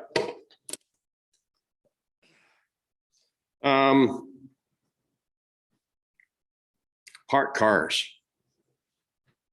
Holy crow. Everybody's got 4 or 5 vehicles in front of their place. A lot of them are, the driveways aren't even occupied. They might have one vehicle in the driveway and 3 or 4 vehicles out on the street. Now we've got to take and maneuver those big graders and the graders and the loader, especially the graders. You're cutting a windrow, you're cutting ice. That's what we get anymore is ice. And now you got to steer around a parked car. And residential, I get that. We're never going to tell everybody to pull all the cars off the street. We're trying to do a little better with communication. We Yeah, put sign, like I was just asking, because I've seen, so I own a business in Morinville as well. And so I drive around there regularly and drive in the neighborhood and like Main Street, et cetera. And they use pretty extensive signage regarding like, hey, we're moving the vehicles or we're going to be snow plowing this region. Please move your vehicles. If you don't, we box your vehicle in. And that's the communication that goes out to the community. I'm just wondering what we do. well, we do communicate. I'm going to admit that we don't do a very good job of communicating. Dean is so busy keeping the guys organized, especially this winter. He hasn't had much of a chance to communicate, but we are looking into doing some more communication. We kind of know how many streets we can get done in a day. And what I want them to do is put that out there a day or maybe 2 days before. Excuse me. And just kindly ask the people, you know, we're going to be on 6th Ave, we're going to be on 6th Street, we're going to be on 5th Street tomorrow or the next day. Please move your vehicles. We're going to try that. We've got some people that will park in front of their house purposely so they won't get the windrow on their lawn. We've actually got 3 of them that take them back out when they see us coming and park in front of their, so they don't like the snow on their lawn. So we've got those kind of hurdles. I am going to suggest that we do some parking bans on like the emergency route and collectors and mains. Those are our big thorough. Okay. Parking bylaws is something else you can look at, right? Like there's no one solution to all of this. Right? No, there There's isn't. different No, there things. isn't. So, Yeah. Councillor Adams. I also with that, I would question where our emergency routes are and what you're using and what's been identified, because I often question why we have our priority 1 route going down 3rd when it's quicker to go right up Main and down 6th. It's for emergency vehicles to cut through 3rd makes no sense to me whatsoever. Never mind trying to clear snow on that as a priority 1 when it should be a priority 3. The emergency route is defined by the ambulance. Yeah, that needs to be. So the ambulance goes from the hospital around 8th over to the But airport. that's from there, but I'm talking about from the hospital down 3rd onto Main Street. The ambulance Why is goes that? all the way down, right down to Main Street, right past. Why? I don't Like, know. that's what I mean is questioning that. So route yeah, and so like saying- example, it makes sense that the ambulance has to go from ambulance to medevac, air medevac, right? Yeah. That's what it's designed for, right? So you're traveling north, theoretically, that priority route comes back from the hospital through in front of CJ Sugar Park down 3rd up to ATB, and that's the other priority route, right? Yep. Which we're basically making 2 areas a priority when theoretically, if we make 1, then they would use that route. Especially when Main Street and 6th are priority 2s anyways. I think it was designed to get the ambulance to Main Street quicker. I still say that coming down 6th and down Main would be faster than coming down 3rd through a school zone or through a playground zone and doing the S turns. I don't know. You'd have to ask. You know, I like, You'd have to ask the ambulance why. I would like to see us explore that. But maybe But it's we a can one. ask the ambulance that. Totally. It's one of those things where we probably had the conversation 20 years ago and I've never had the conversation since. So It's the same route they use today. If you see the lights, if you hear the siren and the lights, you can bet they're coming right down 3rd right to Main Street. I still think it's worth having a conversation with them as to why, at least so that we have the answer. Makes sense, or we shouldn't change anything and. Sure. I can't imagine if AHS had an issue with it, they wouldn't have told us this by now. Yeah. If you don't ask, you don't know. Totally. whole idea is look in the box and say, check mark, we're doing this right, or a question mark, maybe we should do it different. What else you got, Kelvin? Garbage day. That defines where we're at. So we try to follow our rotation. So let's say we're starting in the northwest. And then the next time we finish the northwest, we go to the northeast, we go to the southeast, southwest. So we always do a clockwise rotation. So we get a big dump of snow and maybe we're starting in the northeast. And that's garbage day. Well, now we can't do the northeast. Now we got to bounce over to the southeast and then go back to the northeast. So because everybody puts their garbage out and you just can't plow around them. You just be knocking garbage all over. Which So totally makes sense. So right now, if it's garbage day, you guys don't go plow that area. we'll go to a different area. Okay, that would make sense. So alternative would be, how else would you want to deal with garbage day? Well, that's what we're talking. We got to have that flexibility. We get hung for that big time. You guys started in the northeast last time. Now you're starting in the northeast again this time. We get hung for that. So it's communication about Yep. then, hey, it's garbage day. So we make it clear that on garbage days, like, we're not gonna be in that area until that's over. Does it totally make sense? Yeah, Because I will always say that, because previously, like, Glory Land roads would always get lots of time, a majority of the time, they got graded on Fridays, which was always garbage day. And I always thought we should grade on different days because that's got to be a nightmare for the operators to work around. So, okay, that makes sense. because Dean's trying to follow the rotation to a T. Because we get hammered from the public on that. And we get a lot of calls on that. And so the whole idea is equal rotation, right? For So equal rotation. if we start one snowfall, we start in the northeast, then the next snowfall, we go to the southeast and we go clockwise around. So knowing that you can't always be black and white, we got to deal with the other pieces that happen.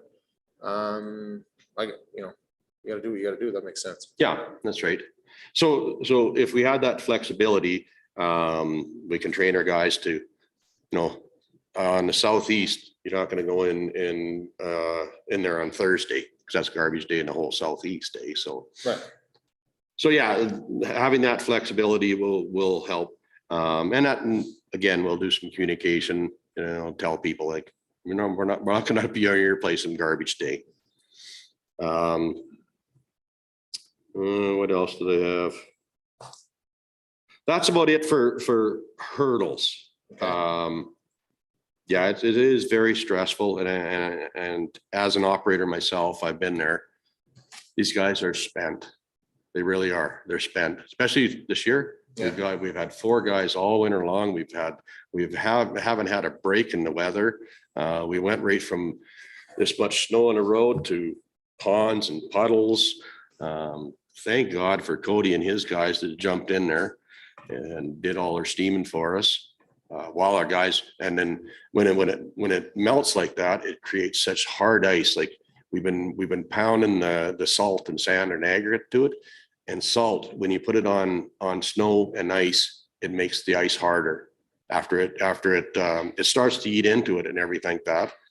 But then after you've sanded it and salted it 3 or 4 times, 5, 6, 7, 8 times, that ice is so hard. We hired Rurel to come out with their grader, and he lasted about 2 hours and blew the end out of a ram, just boom, right out.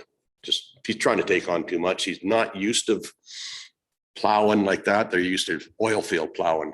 Put the blade down, go along he doesn't have the sticking up valves, the curbs, the manholes, everything like that. They just go. And they're not out in the oil patch, on the oil patch roads, they're not cutting all. We always try to cut it down to the pavement or make it smooth. But that ice gets so hard that it just throws you all over the place. Okay, Counselor Graham. You were mentioning well there. Did we hire any other contractors? Like, since we've been short staffed, has that been able to fill a void or do some nighttime stuff or anything? We've been trying. We had Emil Labby come out a couple times with his grader. Ruel once. Few times we called and they're busy out in the patch, like Martin Hills is booming and we tried Prax, no graders whatsoever. Yeah, no, we've tried. Okay, just curious. Okay, Councilor Drew. So I have some questions, and forgive me because I'm not fully well versed in the steaming procedures. So let's just say in a perfect world, we put more money at this to remove snow piles. So to those windrows that are obviously, we all drive around town and we see them, they're everywhere. If we were able to like remove some of that, is that going to, I assume that would improve with the steaming troubles we've been having. I assume that would improve some of the spring flooding that happens. Like, is that what other communities are doing? Are we missing something? Some other communities do that too. Yeah. Yeah. And it would help. It does and it doesn't. And like I said, a lot of times with the windrows on top of the catch basins, the water can't get into the storm lines. Okay. So you get down in the catch basins. So basically a catch basin is like a big tube. They're actually about this deep and the storm line's about here. So we have this lower part to catch the dirt and debris and stuff like that, so it doesn't go down the lines. So if you keep your catch basins clean all the time, debris won't go down the lines. Now, if we had all the snow off the street and we had melt, we still get melt coming down for people's driveways and down the curbs and stuff. Now, there wouldn't be as much of it, but it would still go down into the catch basin, fill that catch basin up, and then start going down our line. And then it would freeze the line up. A lot of these catch basins, when we have windrow on them and come the warm season, spring and stuff like that, we just got to go push a little bit of the windrow off, open the catch basin open, and now it takes on water and lets all the water out. So it's kind of It's almost like an insulator. yeah, and it covers it. Right. So it's kind of good and kind of not good. It's kind of There's plus and minuses to every situation. yeah. Okay, Councilor Adams. Another thing that's been brought up a few times and I've seen in this is out east, mind you. What about snow melters or anything like that? Has that been explored? So much, sorry? Snow melters? Snow melters. Yeah, like the big bins that they're on trailers, they're heated, you dump your snow in there, melt it into water. Oh, I see. Yeah, I know what you're talking. Yeah, they do work. Takes a long time. Yeah, takes a long time. And then you got to get rid of your water. So you'd be putting down catch basins. Yeah, so you'd be putting down catch basins. If in the springtime, that would work really good. In the middle of winter time, you're just filling up your storm lines. Then you'll be steaming storm lines for sure. Because the ideal scenario is that it doesn't go above zero during winter, right? And so then the stuff that's frozen stays frozen and the stuff underneath flows and away we go. Our problem is that when all of a sudden it starts to melt and all of a sudden we're putting this into the system, then it freezes again, we're freezing the system. Yep. Yeah, so, and, you know, obviously I can tell you from when I started on council till now, the amounts of times that we have it go above zero. I'm not here to talk about global warming, but I will say that there's more in the last couple of years where it goes above zero multiple times. I want to say like last year, it went above zero 5 times during the winter. Yeah. That it creates these massive problems that you bring on spring for a few days. And so normally in the spring, your normal progression would be ideal with winter. Spring starting to come, okay, send the guys out. We're going to do work on these catch basins and get all the stuff done. Let's work on it for a couple of weeks, get the ditches flowing, get the culverts going or whatever else. Well, the problem when that happens on February 4th for 6 hour, 7 hour period during the day, and then at night it freezes again, you're literally trying to do a couple weeks worth of work in a few hours on top of the other stuff you got to do. And you're constantly flipping back and forth. So I got to tell you, as much as I love snow, and I'll be the one of the guys out there praying for snow because I'm a skidoo guy. The one thing I also pray for is that it doesn't go above zero, because the impact that has to screw up the entire system is immense. Yeah. But we also don't have a lot of control over it. And it's getting to be the norm. Every year we get this melt, not to the extent that we had this year. Like, holy crap, we were out in the industrial area and we had to strip down to our t-shirts. We were out there steaming culverts in our t-shirts. in the middle of the day in the middle of February. Mhm. Like, wow. And that's where I say like the mother nature effect there this year has been intense Yeah. and immense. Yeah. Calvin, I want to jump into another conversation here. And sorry, man, I should probably keep going with until you're done. No, that's about it in a nutshell. We want to do, and that's just an internal thing. We're kind of going to schedule the downtown cleanup a little earlier. There's years ago, everybody used to shovel the sidewalks with their shovels and put it around the trees and it looked nice and everything like that. Now we got skid steers and quads with blades and trucks and everything like that. So the minute it snows, we get the big piles at the end of the parking. Again, those aren't our piles because we haven't had a chance to do that.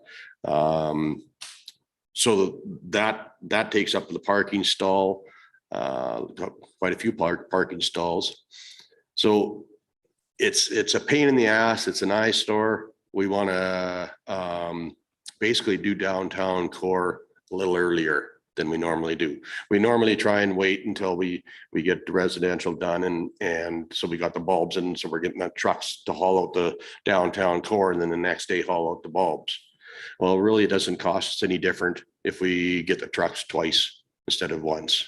You're still paying per hour and away you go, right? You're still paying per hour. So we're looking at a few different things to do like that. Get the downtown core done a little earlier. We're looking at a change in a couple little streets that operational, like we've got 7th Street, it's priority 2. The rest of that loop is priority 3. So we got to run over there and get that one street and then continue on. So we're going to change that to a priority 2. The road into Gloryland, the gravel road, it's a priority 3. Well, we're already out there on Caribou at a priority 2. Why don't we just jump across the highway and blast that? Just theoretically, like a spot like that, you've got no driveways. It's probably an easy one to do quickly. Oh yeah. It's just the gravel from the highway to into Gloryland. Gloryland itself is residential, but it's your guys are out there already. So then they continue on their way, and because it's a priority 3, well, they don't get that one stretch. So then the next day they got to rattle all the way back out there, blast that street, and then come back into town. So it's just a few little things that Dean and I have been looking at to help with efficiency. Yeah. Okay. Yeah, help the operators. We'd like to talk about some street ban, like some parking bans. Okay. You know, on your collectors and mains and stuff like that. Most of your collectors and mains they don't park on, but the ones they do, they get it's just a pain in the ass. Straight up, we got to go around them, and those are the ones that we're on more regular. You know, like we'll get a big dump of snow and we'll do our collectors and mains, then get into residential, get another big dump of snow. We'll kind of split our crews. We'll have one grader and one loader stay in residential, keep picking away at residential. Meanwhile, the other grader and other loader will go back to collectors and mains, because that's your high traffic and stuff like that. So right.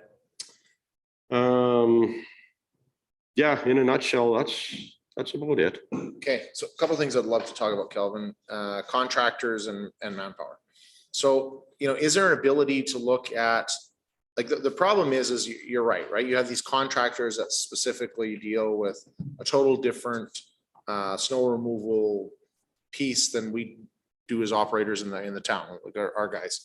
So going out and plowing a road out in Martin Hills is way different than plowing 6th Street, right? Yeah. On top of that, you got guys that are working with skid steers and whatever, and going to a parking lot is totally different than doing Main Street. And so I guess, is there an opportunity though to, like, you know, tender something, just like we have a gravel haul contract or different other contracts that we do throughout the year, tender a contract for municipal support services, and then would kind of push those groups to A, have resources, or B, do some training so that their guys would know what to do. And then maybe they concentrate on the stuff that is easier, like a Caribou Trail as an example, has got to be easier than doing you know, some of doing parts of these residential streets that are way more difficulty. That, you know, is there a way to look at a contract piece that we could get those guys out sooner? Like, you know, the one that always kills me is I always pray it snows on Monday and never on Friday. Right? Because we have a manpower thing that our guys are, you know, and I get their guys are 7 days a week, but the bulk of their time is spent on the Monday to Friday during the day. Right? So when you get those things, could you have a contractor that works through the weekend or whatever else? That was where some of our snow removal budget went to do some of those arterials, take the pressure off. And the guys start on the residential stuff more on Monday versus having to start on all of that stuff all at once. My next part of that question is that, you know, traffic has got to be a huge issue for you, for your team, when you're plowing snow. And so then the question and comments we always get is like, well, why don't they plow at night when there's way less traffic? And that would be great if like people were just little ponds you can stick wherever you want on a game board. But, you know, if all of a sudden somebody phoned us and said, okay, you're actually not working tomorrow during the day, show up at midnight, you're going to work till 9 in the morning. Not easy to do, but there's got to be other communities or ways that they deal with some of that stuff or flex time that they can offer. Or, you know, is there any possibility to look at how that picture looks and that would make it better or worse? I don't know. I'm just throwing these out. Yeah, something that Dean and I actually just talked about last week is contracting out our industrial. We got 2 industrial areas that do take quite a bit of time. So if we can contract that out, you need a grader and a loader, but they wouldn't have to have the specialized gate that comes down in driveways and stuff like that. So we could send them out, tackle that, get it off our plate so we don't have to worry about it. That would save time in residential. We could look at other ones like Caribou Trail, and include it in our downtown contract. So Ruel's got our contract this year, included in there, say, okay, well, you guys are in charge of hauling the snow out of Main Street or out of the downtown core. We'll plow it, we'll pile it. The way we'll go, you guys can haul it out and as well tackle the 2 industrial areas, Caribou Trail, Second, to take a little bit off our plate. Or could they plow downtown? Like theoretically, the way that downtown works is that you guys are going to plow it during the day. You guys usually go deal with that at night, don't you? We do that at night. Yeah. Right. So our guys are basically going down there at night. So we're switching these day to crew tonight to go around and plow that area. We encourage everyone not to park there. Right. So it goes faster and easier, whatever else. You know, now you have big wide open streets with not as many cumbersome pieces there. You don't have parking. Could they just do all of that? And then our guys could focus on the day, because when we move them tonight, we literally lose 8 hours of production during the day on those guys. Yeah, no, we've even talked about that too. Dean suggested that too. But definitely we should look into that as well. Just farm out the whole downtown core. So the idea would be to look at, you know, because the ideal scenario, the easiest scenario is like, let's just hire more guys and have more equipment and we get everything done faster and away you go. But they come with significant costs, right? We're talking about 3 guys driving trucks or whatever else, and we're into $250,000. Now you go into contract help, you're going to spend a lot of money too, because that stuff doesn't come in cheap. You're asking those guys to do the same thing, take on all those costs and deal with all the maintenance and do whatever. But theoretically, your snow isn't this consistent level either. It's like sometimes there's a bunch and sometimes there's not, and so there's a little bit and then all of a sudden there's a big dump. That if you can, you know, that's where I see the benefit of contractors, that we kind of level up when we need it and disperse it when we don't. And if you know, it basically comes down to when we have more contracted help, it's going to be more impact on the budget, but we also had more snow and more significant events. It makes sense and we can justify it. Yep. Yeah, no, I like that piece, exploring those options. Mhm. Other questions, comments from council? Councillor Ferguson. So I have some comments here. It's just kind of like, what can we do to help with this extreme events? So I understand there was quite a few challenges roughly a month ago with the large snowfall and the ensuing constant freeze thaw cycle. And I certainly appreciate all the work of the crews that went on behind the scenes, making sure that our drainage systems didn't fail. You know, they were working minimum days of 12 hours for 9 days straight. And that certainly shows your dedication. So I certainly understand that prioritization of making sure our systems didn't fail. But with that being said, though, when we do have extreme weather events such as that, what plan or options can we put in place to help alleviate the stress? What kind of resources would help make the biggest impact, in your opinion? The biggest impact would be the equipment. The equipment and the manpower. You know, if we had like whether we contracted out or hired more guys, well, we're having trouble hiring guys right now, but that's the biggest thing. To organize it and stuff like that, it's nothing. Is the actual hours out there that they're grading. Another big thing is park cars. It's so hard for those guys to maneuver the big graders and stuff around the park cars. Imagine. And we're not the only ones that struggle with it. Other municipalities, like we go to the trade shows all the time. We talk to the other operators. They have the same problems we have. Park cars are just a nightmare. We got some cars that they're still dry pavement under, and they've been parked there since fall. So.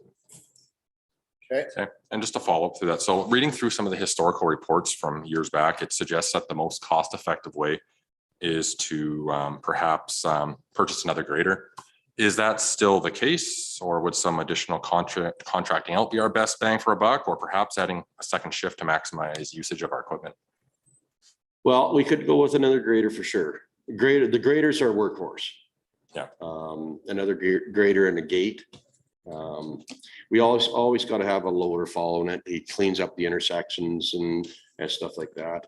So that's what we call a team, a grader and a loader. They can do any street in town.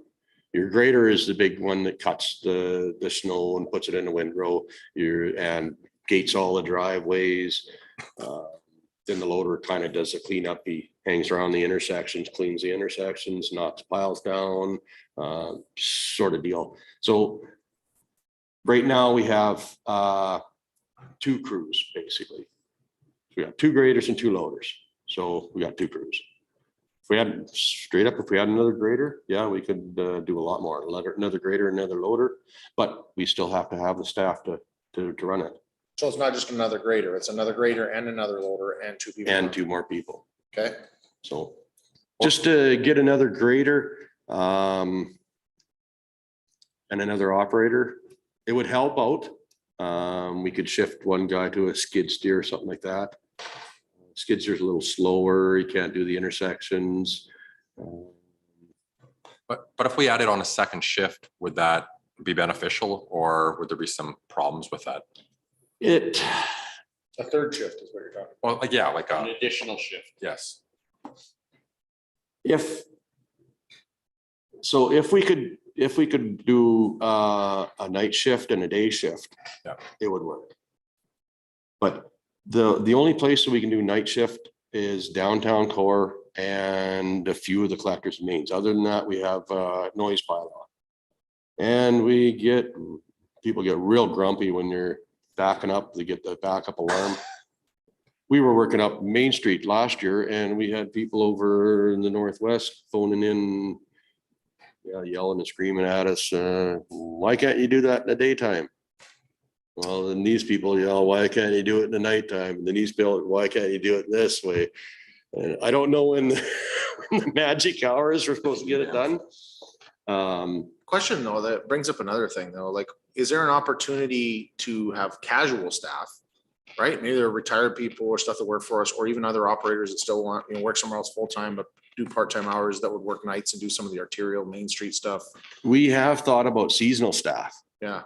And there's just not a lot of call out there. Everybody wants a full-time job. We even tried to get Jim back for helping us and I'm not interested. Yeah. So it's one of the first people are looking for full-time, eh? But yeah, we got the money for wages right this year. It's just something that, I know it wouldn't always work, but is there a thing that we could promote or advertise that, hey, we would take X amount of casual staff and then theoretically we don't need more equipment.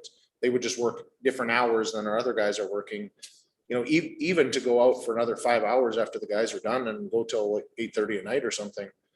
or 9 o'clock or whatever else could, that's gotta help. It's gotta make a difference. But the bottleneck isn't our collectors and mains. Our collectors and mains, we can knock off priority 1 and priority two. Even we're doing it right now with 4 guys. Priority 1 and priority 2, we can knock it off in 1 day. It's when you get into the residential, that's what kills us. So you can't do residential anytime after 6 o'clock, 5:30, 6 o'clock. People are home for supper. They're parking on the streets. We got twice as many parked cars on the streets after supper time. So you wouldn't gain, because like I said, we can knock off priority 1 and 2 in a day. Priority 3, we can knock that off in about half a day, 3/4 of a day. It's when we get into the residential, that's where we really struggle. That's the narrow streets, the parked vehicles, the short streets, all that kind of stuff, eh? Okay. And parked cars are one of the most significant pieces there. What's that, sorry? Parked cars are one of the most significant pieces. Oh, yeah. Parked cars are our biggest hurdle. To be Or- fair, though, that's a bit of at least this year, somewhat of an internally created problem when we're not putting signage or communication out. Right, so that's the thing, we look at the whole policy and say, how do we communicate that better? How do we set the expectation better for the residents, say? And get out of our own way a little bit. Well, and that's what I said, that's what Dean and I talked about is doing a little better communication with Jordan, trying to plan a little bit more ahead to get the word out there. And we need the public's help. We can bang our heads against the wall all day long, but we still need the public's help. There's another, for instance, okay, we go on 6th Street. We got 2 great big pieces of equipment on 6th Street. We'll see the same vehicle go back and forth, back and forth, back and forth, back and forth, back and forth. Move over 1 street, get out of our way. We really need the public's help. It's almost like we got a magnet, eh? We get our equipment out there and just whoom. There's nobody driving on that street a block away. Go over there, drive over there. So it sounds like communication will go a long way to make our lives easier, right? And a lot of that is us coordinating what we need to say and getting that message out on a regular basis. Yeah. Other questions, comments, Councillor Hughes? Just switching gears a little bit, I just had a question about sidewalks. Can you kind of explain, give me a little overview of like where they fall in priority or how that kind of works here too? Sidewalks, community services looks after sidewalks, but they basically go whenever they need them. And they've been short-staffed this year too. Okay. Like I said, I've been out on the trails, I don't know, trails and sidewalks probably 5-6 times this year. So they don't seem to affect us. They used to affect us, and it's just a little bit of training instead of what they're doing before is they would be plowing and then kicking a window out on the street. Right. Well, we just finished cleaning the street and then we got a window on the street. Now they use the snow blower a little more, and we've kind of got them trained to plow it towards people's properties. So it doesn't really affect our big equipment anymore. It used to. There was a little clash there, but we've worked it out between the departments and it's pretty good there. And Gary's got a comment to add. So, so sidewalks are those sidewalks that are adjacent to town properties. They're the ones that we clear. We do, I think the standard is within 24 hours after the snow falls, we're supposed to have the sidewalks cleared. And then the trails come second. Okay. Generally, if things go right, it's the same operator. He does the sidewalks first and then heads off to the trails. Usually takes us 2 days to get everything done, provided we have operators and staff. And as Cal said, we've gotten, our equipment is decent, and the fact that we have blades that we can push, we have brooms we can sweep, we can also blow snow. So that side of it, I agree that there's always room for improvement, but that side of it is just pending on staff availability. Okay. And so you've been short-staffed in that area as well? Well, yes and no, because it is our facility maintenance operators that have taken that task on. The challenge is sometimes our facility maintenance operators are also needed for other operational needs. So it's balancing those needs. this year in particular, our crew at the MRC, our operations crew is shorthanded. We're running at about half the capacity of what we normally have for our operators. So it's a matter of sorting through what where the greatest need is, right? Trying to keep ice floods happening at the MRC or snow removal in our sidewalks and trails. Yeah, I can appreciate how flexible you guys have to be in all the different departments. I can understand that is completely challenging for you. I'm asking about this more in terms of a contract situation as well. There have been a couple of times this winter where probably due to manpower, the extreme weather, our sidewalks weren't cleared within 24 hours for residents to walk. And so I'm just bringing that up as a concern, you know, to promote our health and wellness and pedestrians in our community. I don't want to ignore the pedestrians. I love seeing, you know, my neighbor out walking her dog and people getting around the community safely. So I also have a concern about that and maybe what we can do to get a little bit creative and make sure that we don't let that lapse, you know, past that 24-hour kind of rule too, and keep it safe, at least on those designated areas. So just a concern that I have and a concern that residents have asked about as well. So. I can also add too on the sidewalk piece, we do use contractors where we need to. Usually the priority goes based around our own staff. If our own staff can't catch it, we do make the phone call to operations first before we go to contractors. In a normal year, operations is able to oftentimes give us a hand. But of course, know that they're very shorthanded this year. This year has been an exceptional piece.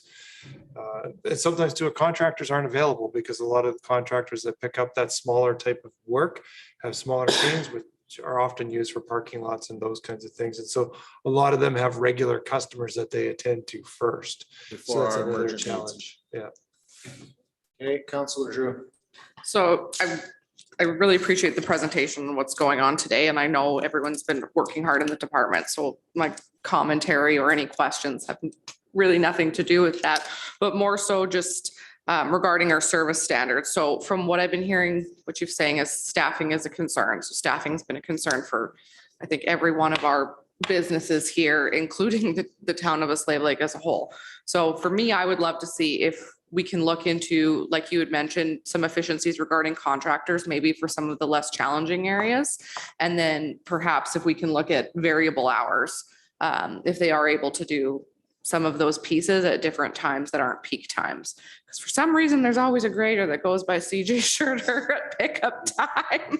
And that's more anecdotal than anything, but maybe there's a few efficiencies that when you don't have 500 vehicles at the elementary school, that maybe we could time that. And that's another hindrance. So we can't get into school zones. Well, how many schools? We got 6 or 7 schools.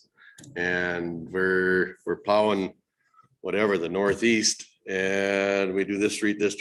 All of a sudden, it's school hour or pickup time and drop off time. We got to get the hell out of there. So it's just a lot of pieces. Sometimes we do while we start it, and all of a sudden, well, it's 9 o'clock. I appreciate it's a complicated puzzle, but maybe if we can look at some some shifts in times there, it just might help with public perception when they're not stuck behind a grader at pickup time, because a lot of this, I think, is a communication issue. The other thing I got out of this is that I think we need to, like you had mentioned yourself, that we've just had a bit of a communication failure this year. So with regards to clear communication, that we do need residential help with regards to parked cars and those other type of issues. I also think we could probably do a little bit better job of communicating what our service standards are, because I don't think your average resident has a clue.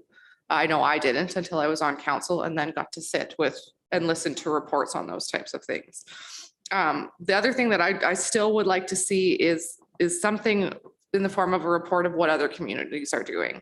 And so maybe some of that includes strategy, budget, hours. I would like to be really confident in communicating to the public that, yes, this is the best plan for our community. And I think we could, maybe there's nothing to learn from other communities, but I'd at least like to look. Yep.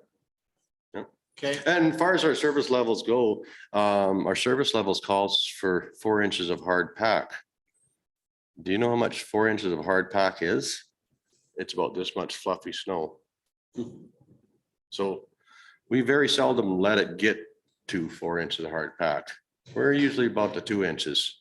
And that's, I don't think that's On the communicated other hand, often. now, like I said, with a freeze thaw, well, then it starts to build up and then you get ice. Yeah. But normal plowing, yeah, we're pretty on our service levels. Yeah, I'd almost rather see us bump up schools, because I always, like the part of the thing is like the reason it makes more sense to do Sixth Ave, Southeast, Southwest before you get into the residential areas is because you're impacting more residents sooner, right?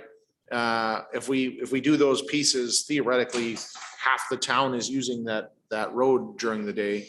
And so you're impacting, making it easier for that amount of traffic.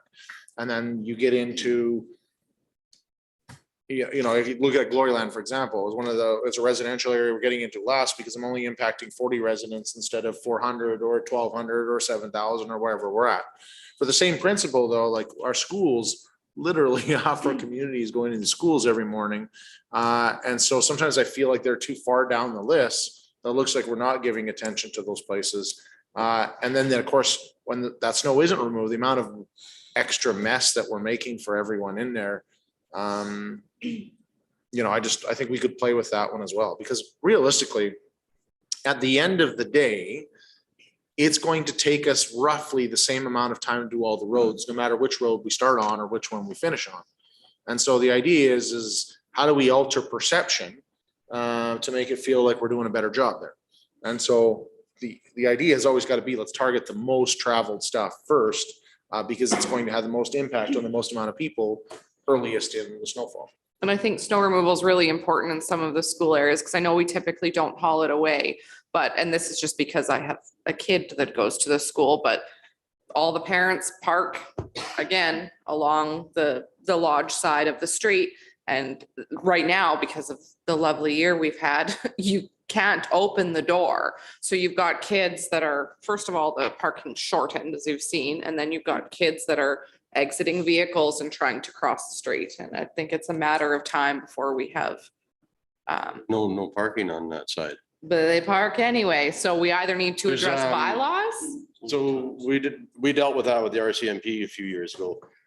We had it tagged no parking to begin with, and then the RCMP said, well, let's tag no stopping. So now we have it tagged no parking and no stopping on that side, but they still do. Yeah. So it's just a reminder of enforcement and how those pieces to work together. So in order for this to be successful, operations has to work with communications, who has to work with enforcement to figure out all those different pieces.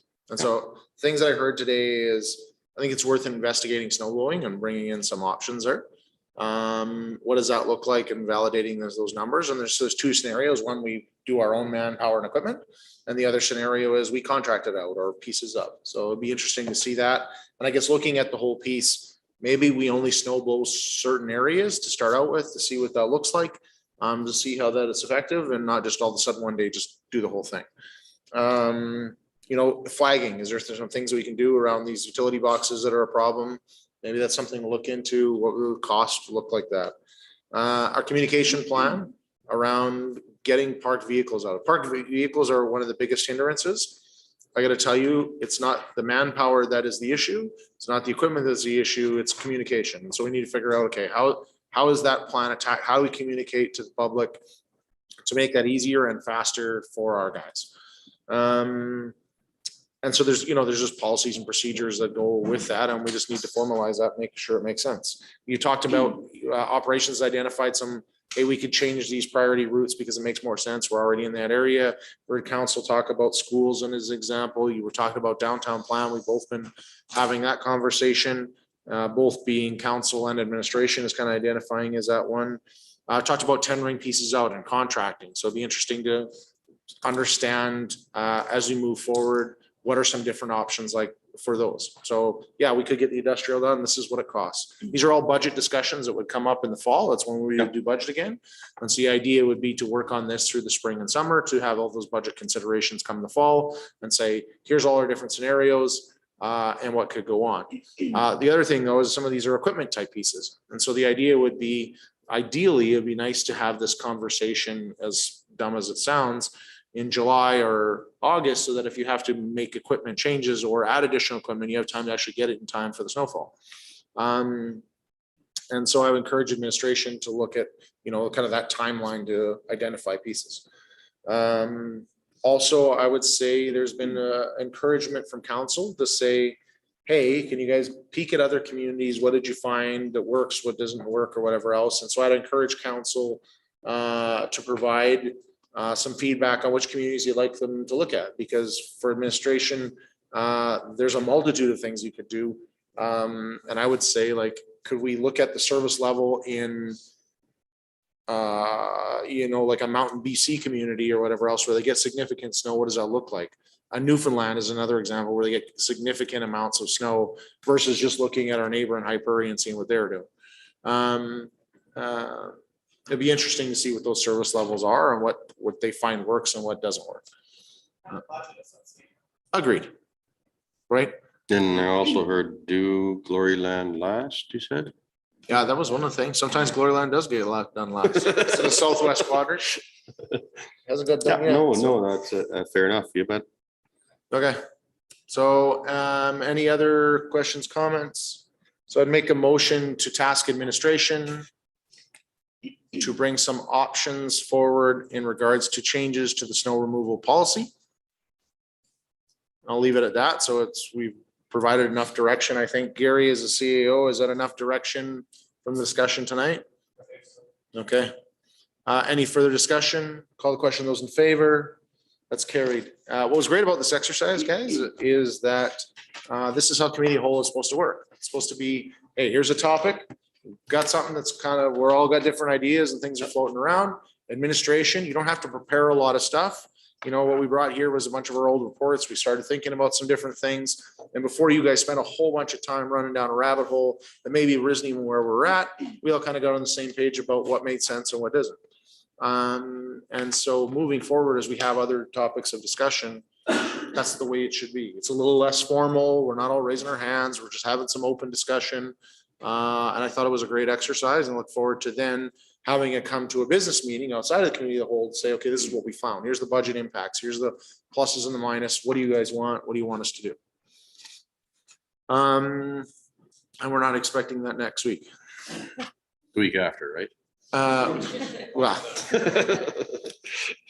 No, Calvin, obviously, we recognize that right now the priority is to spend the time out there getting the work done. And so, you know, realistically, though, that season is sliding away from us. And a month from now, you guys are already going to be focusing on, I know there's been multi-years where all of a sudden it's like the third week of April and we're street sweeping and stuff's already happening there. And so you're switching gears and you don't have a bunch of time there either. So, you know, as administration, I know that this isn't a small ask. But I think it's a good opportunity for council and administration to continue to get aligned on what we're doing and make sure that we're supporting each other and getting the right resources and the right plan moving forward. Sorry, motion was on the floor and now I forget, did we vote on it? Yeah, we did. Okay, perfect. That wasn't that long ago and I should remember. Thanks, Calvin. I appreciate it very much. Thank you. We have a couple minutes, we have a couple of correspondence letters. So one on page 77 in our package from the Minister of Municipal Affairs.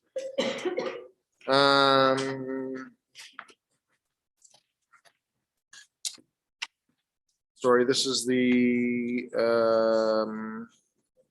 one about budget.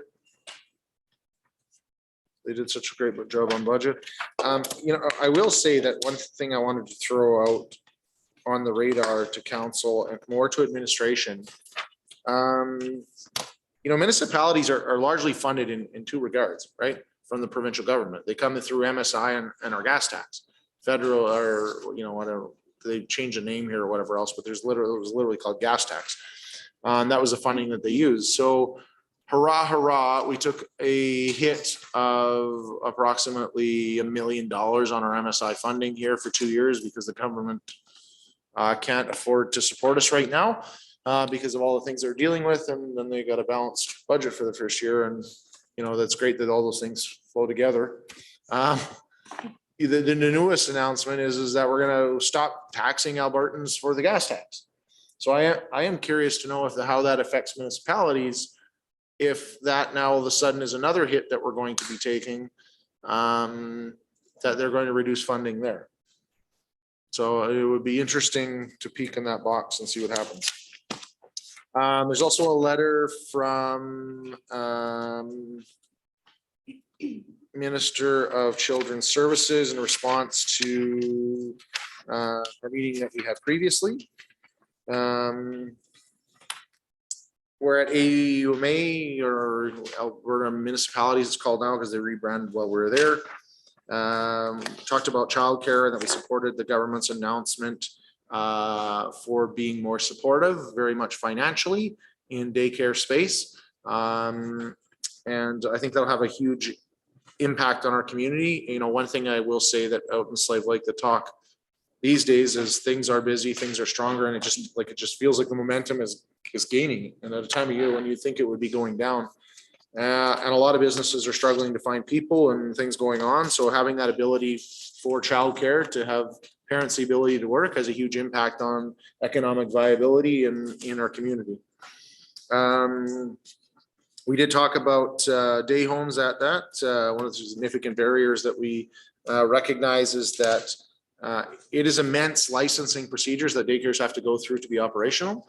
And that isn't very substantially different for a day home that's looking after 2 or 3 kids throughout the week. And so that process has created like 0 licensed day homes in the town of Slave Lake.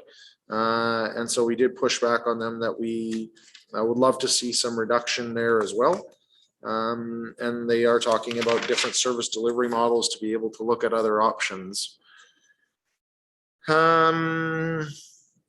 Largely they're looking at some different things and they're looking at options. And so I guess this becomes that advocacy piece. The whole process of advocacy is that we've identified, hey, here's some problems and this is what we're hearing. This is what we're seeing. Their response, following that up 3 months later, is these are the different options that they're looking at. So the next step in our advocacy journey will be to understand what this actually means. And it will be up to council to do that. And then basically go back and see where things are at. And the encouragement I would have to council is to give them some time to go through these pieces, but basically be reaching out in a period of May to set meetings for June prior going into summer, so that we're not just waiting until the next AUMA for another year to say, hey, where are you at with this year-long project?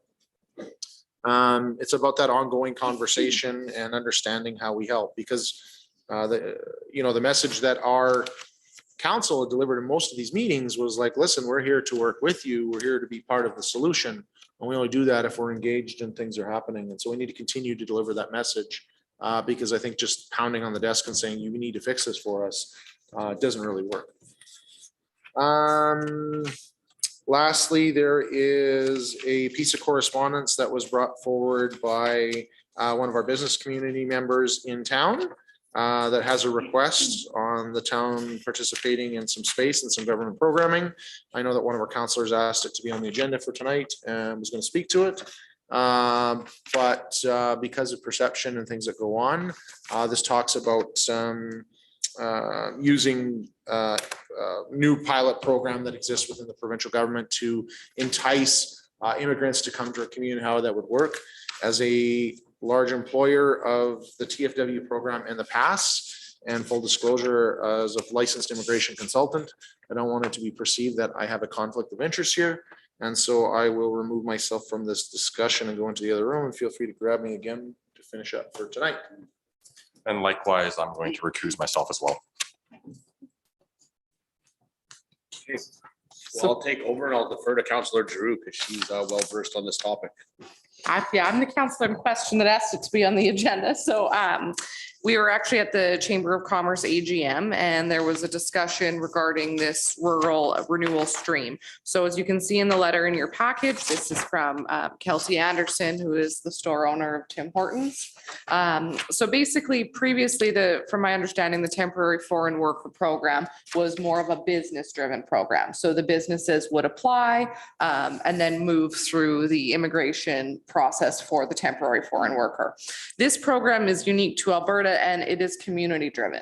So that's where the request is coming from this letter, is that on the back sheet, it's called the Rural Renewal Stream. So basically, our community expresses interest, we apply, and we can also partner with other communities in our economic region. So I'm not sure, Gary will have to help me on this, but if the MD and some of the other bands we might be able to apply together for a stronger application. If we meet the criteria, then there's a bunch of partnership work with this one that also makes sure that the community is suitable to attract temporary foreign workers with regards so that they have a social network as well in the community and are able to succeed beyond just employment. So that's what some of it here. So the community has to have an economic development plan. They obviously have to have support from town and municipal councils. And there has to be an organization whose primary function is economic development for the community that's going to serve as what they call the designation lead on that. So I personally am very interested in this, just as we all know with the hiring market. I don't know, Gary, if you have any commentary on this program. Thank you. I started looking into this program last week. I had reached out to a workforce consultant with Alberta Labor. There is a fair bit of work involved with from the municipality to help facilitate this. As you've already indicated, I mean, there's some economic development pieces as well as social pieces that have to be put into place. And that would be my only concern, is just staff capacity at this time. But I think it's, obviously it's something that would be valuable to our community. So I'm a little on the fence in terms of figuring out the capacity side of things, but I still see the value myself as well. And does the workforce consultant, do they offer support in the application for this? Not that I'm aware of. They're more there to provide direction and advice on it. Sorry, Counselor, Drew, you say an organization has to take this on, like an organization is in the town? Or like, Yes. yeah. So, and then with the entity, I think there could be possible partnership considerations that serve as the lead. That being said, I'm not extremely well versed in the program. Steve? Counselor Adams? Not formal enough. One of the things that I understand when I read that was the community requires an organization or entity to lead. It doesn't have to be the town. It doesn't have to be, no. So it can be. It can be, yes. I think it bears scrutiny, ability to look into that box deeper than what you have in the last little bit, just to find out what's entitled, what the supports are, because we also need to have a settlement plan in place for the organization, for everybody as well. And what that looks like is kind of beyond what I was thinking for Slave Lake and how that would work. Not too sure where that would tie in. So I think it bears, it's good for us to go and dig deeper into this to find out exactly what it would entail, and then maybe implement some other organizations to come in and on board.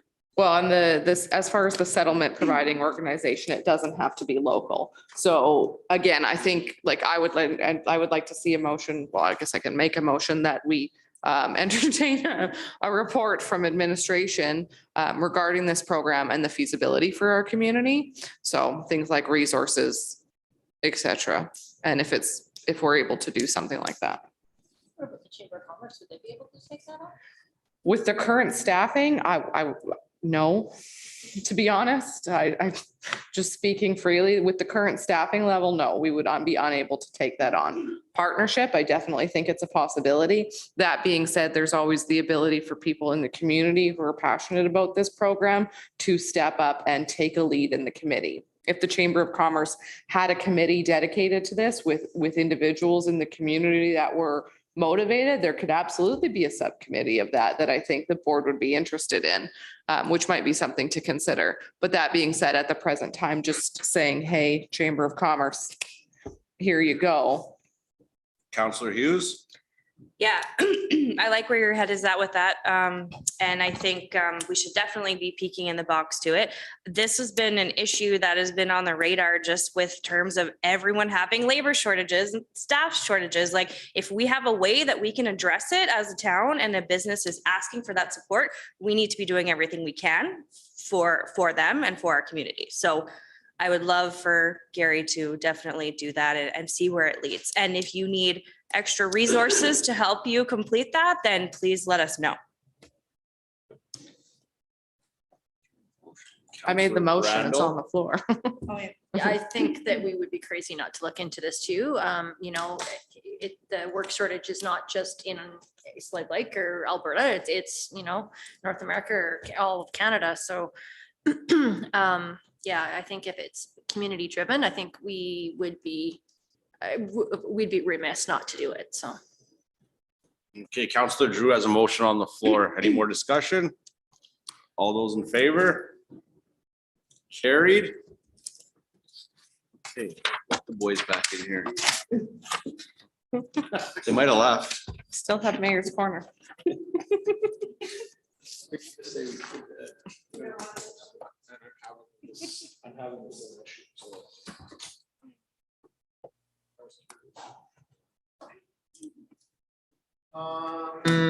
Okay, so carrying on with the rest of the meeting here, which isn't much, Mayor's Corner.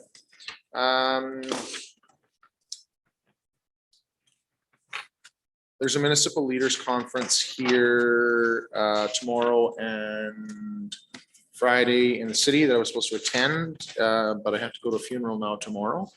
So I'll not be attending.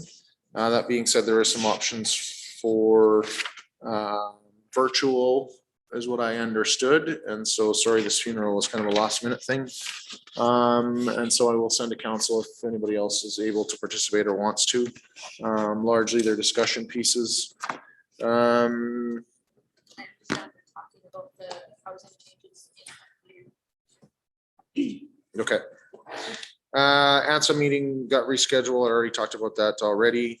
You know, one thing I did want to touch on was, you know, I was thinking a lot this weekend about, you know, the news of last week. And so I touched on it briefly last week, and it was around, you know, some of this ground penetration radar that they've done next to our community over in Gruard and what kind of impact that has. And so there's still a number of things that have to go on to validate those pieces. But those are our neighbors, and you know, council's talked a lot in strategic planning as well as in budgeting about truth and reconciliation. We have done, I think, a lot more work to reach out. We've been working with Treaty 8, who's done some training stuff for us in the past. We've got some stuff scheduled coming up with them, and I don't have an answer on what we should do or how we do anything, and I don't really think there is an answer, but I definitely think it's worth reaching out through some letters to send something to those communities and those groups that are affected to say, hey, we are very sorry to hear of this traumatic piece that you are going through, and just let you know as your neighbor, we feel for that, and we're here to help in whatever capacity that we can. And so please let, you know, we need to let these nations know, and some of these are our own residents in our community, that this has an impact, that we care and that we're here to support. And so I would be the first to say, I don't know what we should be doing. And I don't claim to know that we should be saying we should be doing this or we should be doing that. But I think just, you know, it's no different than, you know, I'm going to a funeral tomorrow for my own family, and you go because you're there to support people that are grieving and show that you care and let them know that they're not in it by themselves. And I just think as a community, you know, small gesture, but maybe that's something we could do the same.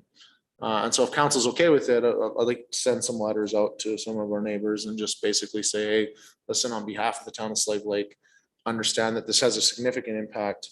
We're very sorry to hear that this is happening, and we just want you to let you know as your neighbor, if there's anything that our community can do to support your journey through this process, that we are here to help. And so, you know, I didn't tell you guys I was going to bring this up because I've kind of been struggling with in my own head what the right words are. But are you guys okay comfortably with me doing that? Councillor Adams. I'm all over that. That's our community. That's our neighborhood. I'm all for putting a motion forward to craft and put out a letter of support, and just what can we do? What else can we do? We should be doing it. Counselor Drew. I also am in support of the letter of support. That was phrased very poorly. I would also like to see on our, I know a lot of people get their news from social media and things like that these days, and I would love to see a presence potentially on some of our channels, just showing our support for the communities and highlighting the fact that there were these 169 well, they're calling them potential graves, but I think we all know. And I think that would be a bit more of a public presence. I think the letter is a great touch because that reaches the affected communities, but just showing that, you know, we are aware and as a community, you know, we're grieving for that as well. Okay. So Counselor Adams, it sounded like you started to want to make a motion. And so the motion would say something to the effect that we, I would say that we craft a letter and communication plan for reaching out to Gruard and their community and the surrounding reserves. Okay.